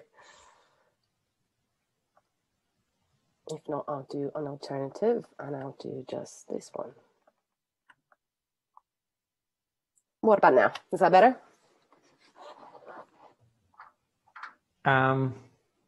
Still not full screen, but if this is the best, you can go ahead like this. It's perfectly visible for everyone, so. That's a bit frustrating. No worries. The other way that the others try is really, yes, to go out of the share screen and then share again a full screen when you've load. Now it's fine. Okay, now excellent. It's full screen presentation mode. Perfect. So, hello everyone. Again, my name is Eva Stanisheva and I'm an architect based in London and Sofia, and I'm part of ACAN. So I'm just going to go quickly through ACAN's structure and organization and what we do as part of the thematic group for circular economy, where one of the coordinators. I'm just going to show a little bit of the structure of ACAN itself, because it's a voluntary organization that has formed recently, how it works, what kind of action it does, and then the part of the circular economy group within it. I think it's a pretty unique set of, it's a structure with an incredible goal, which is centered around, as you probably all know, the global warming and the CO2 levels. So just a bit of a background information, I'm sure that's familiar for most of you, but our current CO2 emissions are higher than in the last 3 million years. So we definitely have a problem with that. And we know that 1.5 degrees is the tipping point where there's no reverse. And we've been warned about this for a while. And right now, or 2020, we've already reached the 1 degree. So, and it looks like this. And I'm just giving that as a context of the urgency that we are working within. And when it comes to the architectural world, and the surroundings. We've known about this for a very long time. It's been more than 30 years that this has been discussed, and you probably recognize some of the latest discussions around, you know, COP in Berlin, or the IPCC report that came in 2018, which everyone's referring to. And the architecture industry is responding really slowly to that. There are some slight adjustments here and there, some codes of conduct, codes of sustainability for homes and new buildings. But as you can tell from the graph, very, very slow development, and definitely not where we should be. So what's happening in UK context, as some of you are aware, there's a lot of organizations forming up, but some are more activating than others, and you might recognize some of the symbols in this one. So Extinction Rebellion in London has been really pushing everyone's buttons and shouting out. And the beautiful thing around it has gathered a number of people from all kinds of backgrounds into this cause. And I think a lot of we're all going there as individuals, but then at some point, I think we've all discovered that this is not enough just to shout out as a person, but we try to find out our power within the industry we work in. So some other organizations were formed, including ACAN, which was born in one of those protests in Waterloo Bridge. So we started protesting not just as individuals, but as architects and professionals within our environment, and speaking out about the issues and the clashes that this causes us on our day-to-day jobs, where we actually are producing a lot of CO2. So ACAN was born with an idea to share those within the industry. We didn't really know how and what we're going to be doing, and how to make this active, not just as statements. So we launched an event where there was an impressive amount of people interested within the industry. So we knew that we're not alone, and a lot of people are sharing our passion and will for change, which was obviously lacking within our industry. So there's a number of large meetings that happened. The first open meeting, as you can tell, it's not just me speaking to you from the other side of the screen. It's a very large group, diverse in age, some like high-end professionals from our industry, lecturers, planners. So it was important to start the conversation and to find out together what the next steps would be. So what is ACAN?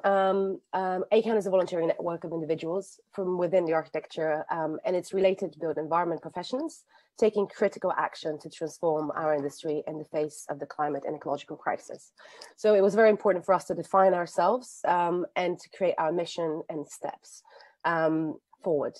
So I'm not going to go through all of this. You can in the future if you want, or find more information on the website.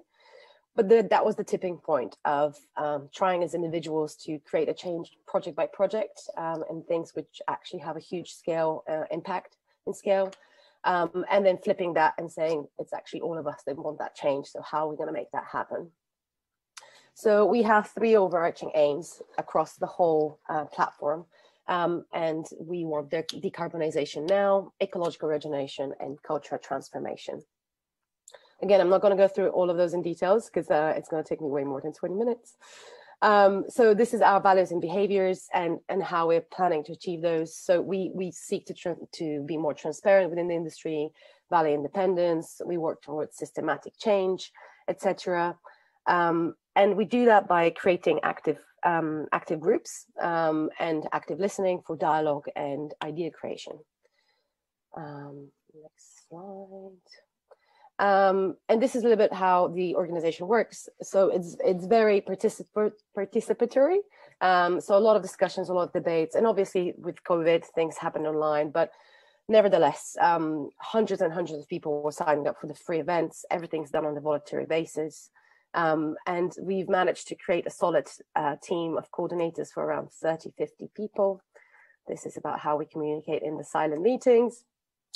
But we do that through a number of large groups coordination. So we have open meetings when everyone's welcome to join and discuss ideas and brainstorm. People assemblies, on-board meetings, and campaign crits. Once we create campaigns, we open those for discussions and where we can improve those. and the group meetings, which is essentially the core of ACAN internally. So this is where all the planning and action happens before it gets released to the public. Just some more faces for you to see. It's actually an incredibly diverse and active group. A little bit of the structure.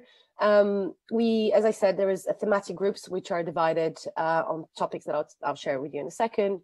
And there is a steering group and a movement group. This diagram, it might not make a lot of sense to you now, but if you're ever interested of how the organization is set up, I can always express more and explain it, because it's a bit complicated, but actually it's incredible of how sufficiently it works, considering it's all on people's power, working full-time jobs, other things. So as you can see, there's a number of thematic groups, but there are other bubbles of activities that are supporting. So we have media, websites, outreach, all kind of support groups to make that happen around the campaigns.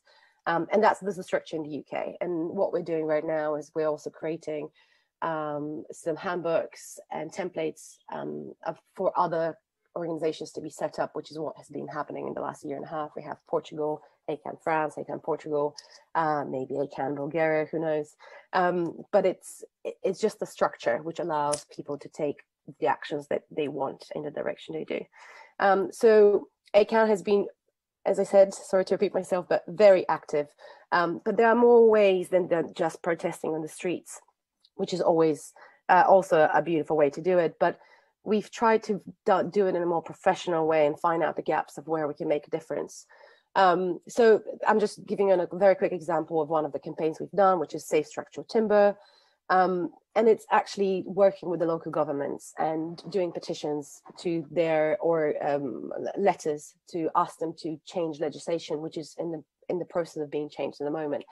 And we've had incredible support from the industry, more than hundreds and hundreds of people signing up from all kind of companies, which for first time in ages has shown the boards that there is interest and there's action from the side of the architects, not just passive acceptance, which is a great change. And we also ask people to, in order to be more collaborative and to understand what people are finding frustrating, this is more of a cute way or a playful way to, we call it Architects Admit, where people just share their guiltiest conscience in what they do in their daily jobs, which contradicts with their personal sustainability agenda. And we're very popular on social media, so if you ever want to see what we're doing, you can find us on any platform there is, where we broadcast our actions and campaigns, and we've been having a great interest from and response from the media out here in UK, and I think starting in Europe as well, which is great because we want to have that interaction. And that's our website, where you can find more information for all of the groups.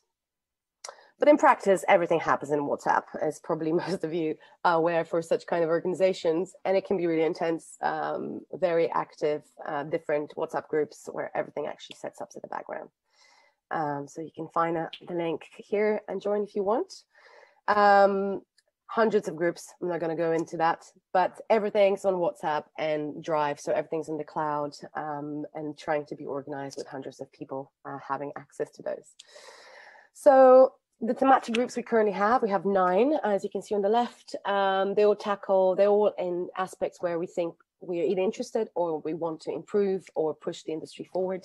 Professional standards, planning policies, etc. And circular economy is probably the largest group of them all, with I think more than 200 or 300 participants in our WhatsApp group mailing list. And we want to create those the action in those thematic groups by public engagement, research, knowledge sharing, campaigning, and all kind of actions within the industry. So Circular Economy Group, which I'm part of, and I'm a coordinator for the last year and a half, has grown significantly, and we have a core team of around 10 people. And without going to the details of what circular economy is, because I'm hoping that most of you have at least a vague idea by now, but it's this very simple idea of ditching linear economy and making everything into a more closed loop cycle. It seems super easy on a sketch like this, and in reality for construction, this is incredibly complex. And there's no simple solution and there's no answer, unfortunately. But we are part of creating and finding those solutions as we go. So the Circular Economy Group is working to push the radical change within the industry. And this is the mandate we have on our website. And we want to create that change. We don't have the answers, so we have a set of actions that we're doing to achieve that. So the mandate is to challenge the current status of the linear economy within the construction. It's in consideration of the end life of buildings, a critical path of the design process, and acknowledge and address the legislation issues or the lack of such within UK particularly. So we work based on the country we're in. So we're looking at UK legislation, what are the gaps, what can be improved, just because we do realize that this is where we need to start, and not to start, but it's very fundamental to create a change with such scale. So, but we do also focus on different activities and actions. So we prioritize them and we give ourselves deadlines in a way. But probably the biggest action we've done so far, and what I want to kind of share with you, is our RIBA stages. So in England, I think differently to Bulgaria, we have 7 or 8 design stages, 0 to 7, which cover the whole lifespan of a project development, from brief all the way to construction and handing over. A little bit more broken down compared to Bulgaria, as far as I know. But we went and analyzed that and how that can be applied to the circular economy, and there was no reference. So for everyone to understand and to engage, not just architects, but everyone within the construction industry that works on buildings, we thought we should analyze that and break it up. So it's very RIBA, which is the Royal Institute of British Architects. They have very detailed program of what each one of those stages have. And they would like to be progressive and do changes, but large institutions, they take time. It's very heavy and slow to do that. So we, hoping for collaboration, but also a bit of criticism, we went through the details of those stages and we tried to break them down and see what's missing and where we can add to allow for the circularity to happen and to make that a legislation. So the group, around 30 people, 10 core members, and a lot on the WhatsApp group. We've have regular meetings where we exchange a lot of information, resources, materials, strategies, we debate. And after a long period of discussions, we finally decided to start structuring all the connections we have, because we do understand we're not the experts in that. We're just people that want to create a change. And so we wanted to link the people that actually know and have experience within this industry to do that.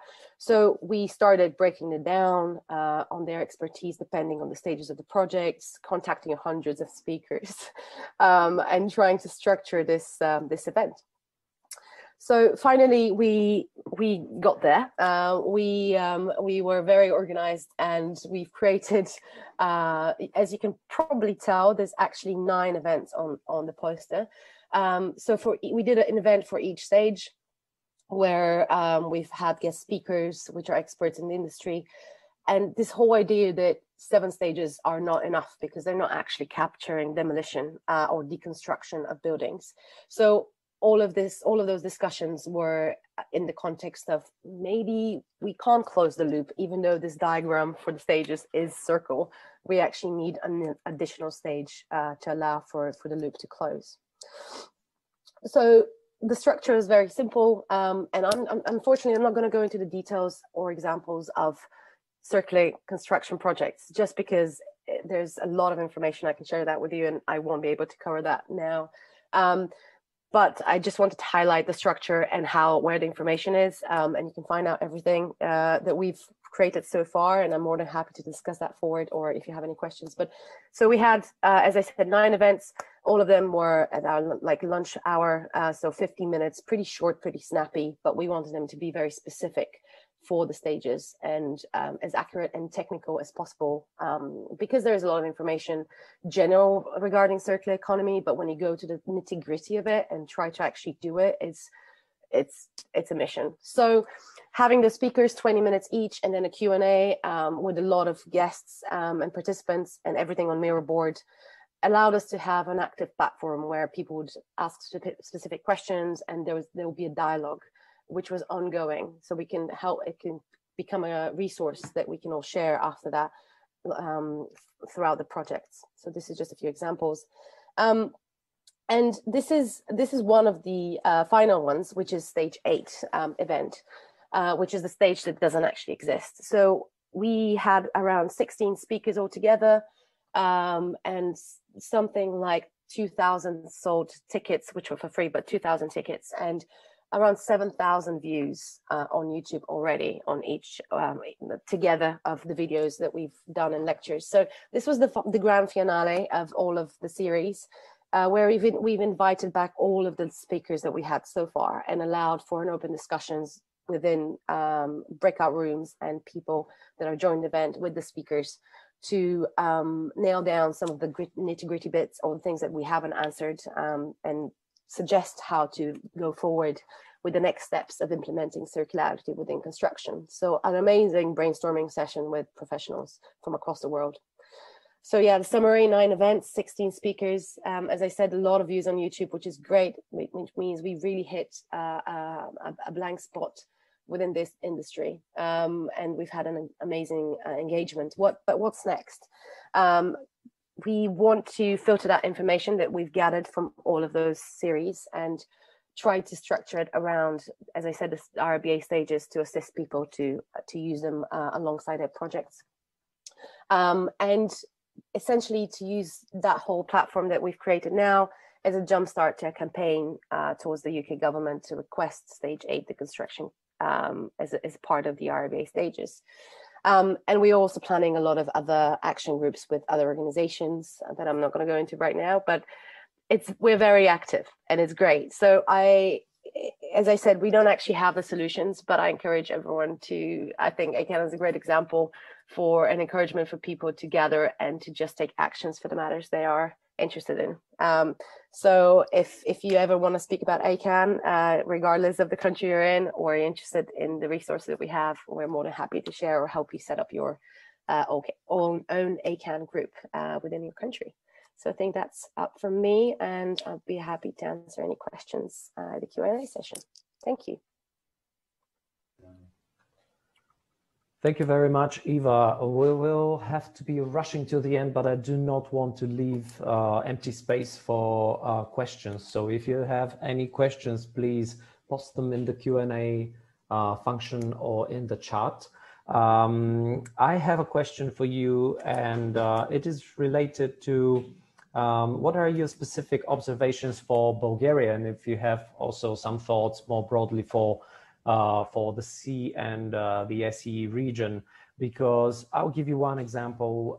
We have identified the topic of some of the new materials and waste, the construction waste, as one of the major conflict topics when it comes to the renovation wave here, the way it's implemented, because the stress on circularity and how materials can be can keep their quality, be used over and over again, is simply not in the focus at all at the moment. Just a couple of months ago, we witnessed a flooding of plastic waste in a river nearby Sofia in the Iskar. And a lot of this plastic was not only single-use plastic cups and bottles, but also building insulation materials. Bulgaria has, like any other country, has a 70% target for reuse of construction waste.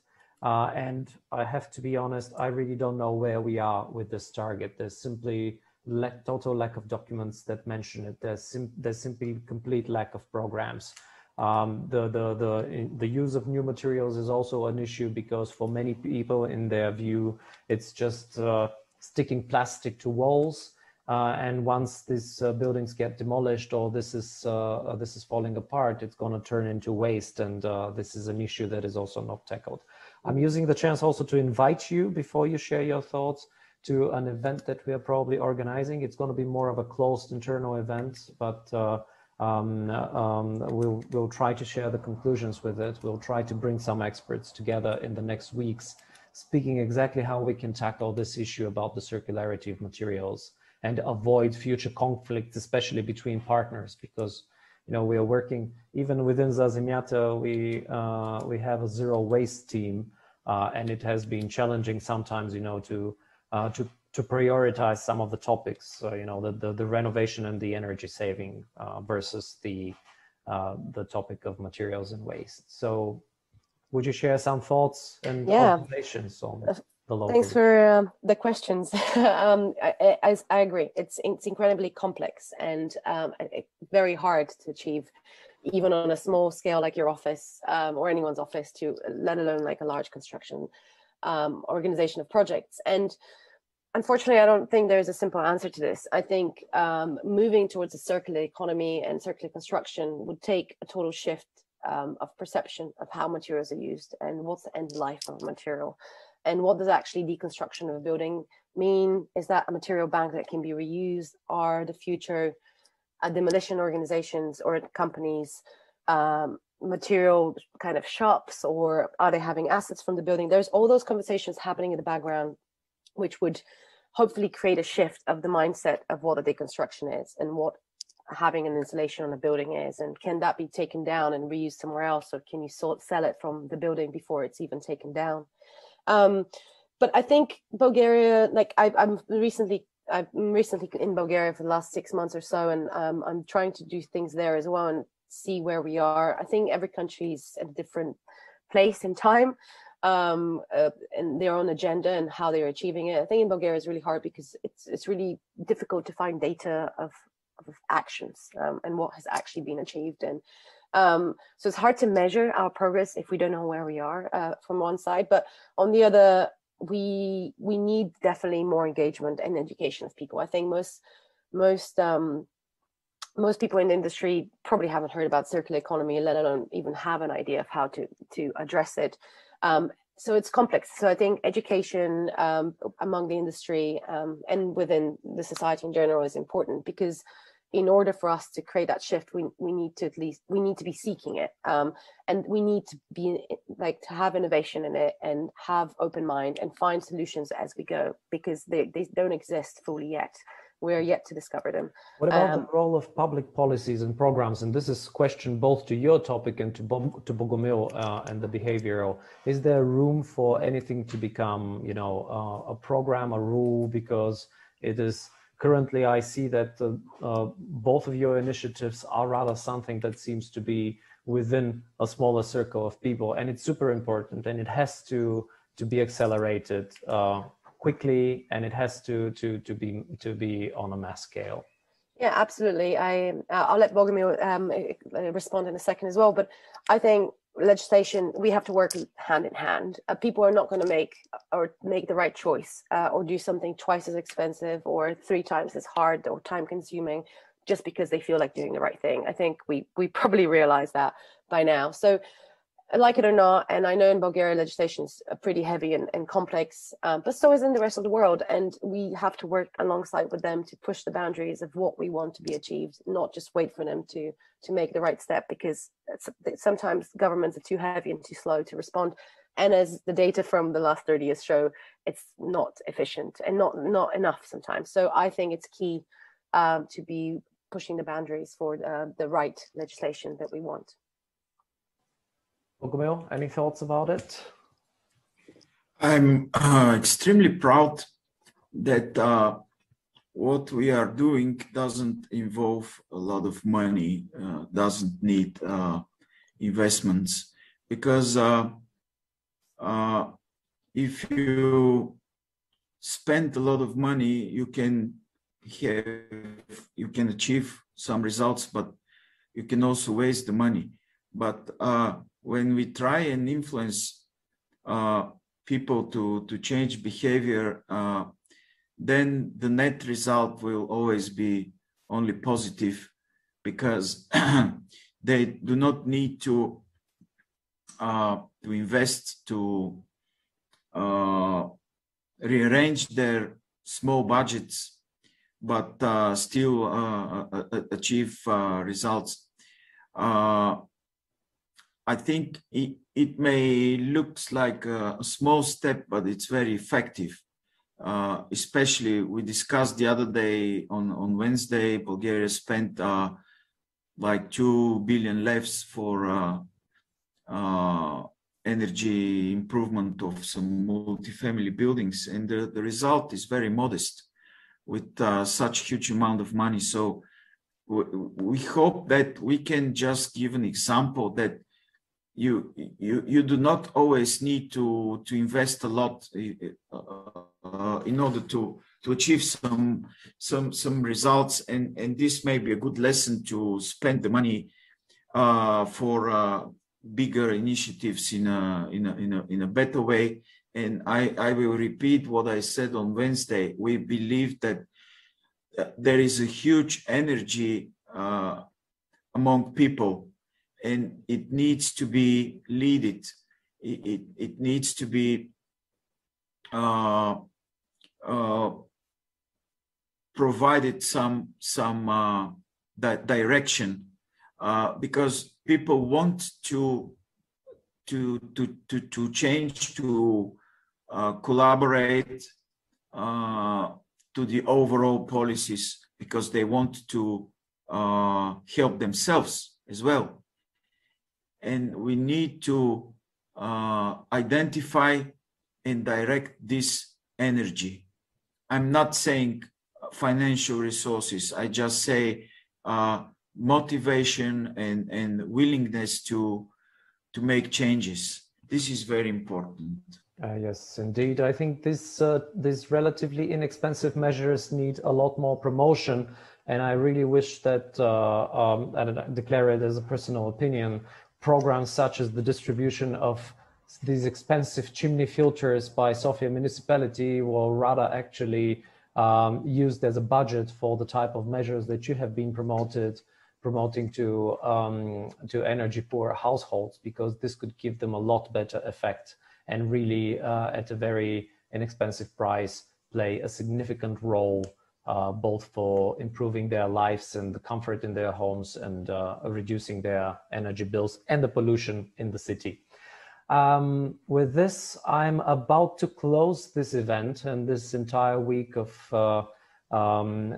focus on the topic of sustainable residential heating and renovation in the Central and Eastern Europe and the Southeastern Europe region. I know that we still had this year quite some focus on Bulgaria, but I truly hope that very soon, as of next year, we'll be able to turn this event into truly regional, including a lot more topics and initiatives from Central and Eastern Europe and the Western Balkans. We remain open for your feedback, although we haven't designed any specific forum for it, but please, in a free forum, do send us your impressions for this conference, any recommendations that you have, any ideas about programs and initiatives and groups that we may not know and you consider important, so that we can give them the floor in the next issue next year of this conference. We'll see you all next year. Now, I would like to thank the entire technical team and my colleagues Svetoslav and Radostina for their fantastic job. If it's okay, I would ask the technicians and the interpreters to turn on their cameras. If they're not comfortable, of course, it's not obligatory. But Radi will say also a quick thank you to the entire team that was with us in the background and allow this conference to run smoothly and in a proper manner. Thank you very much.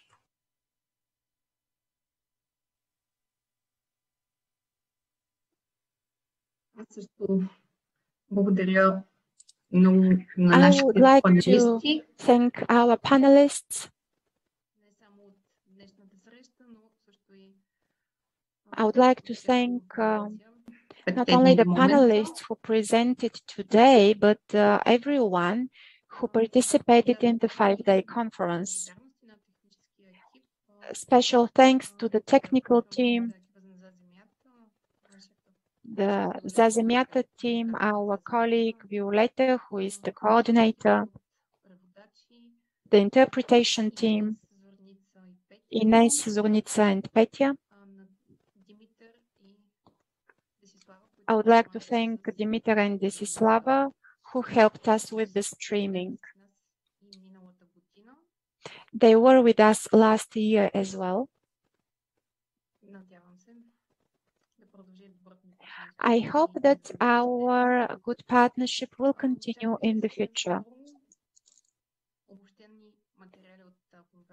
We will send you briefly all the conference materials, all the presentations, all the links to the streams to allow you to recollect after the end of the conference what we discussed. Thank you once again, and looking forward to meeting you again. That you should save this time earlier in advance, we promise. Take good care and enjoy the rest of the day.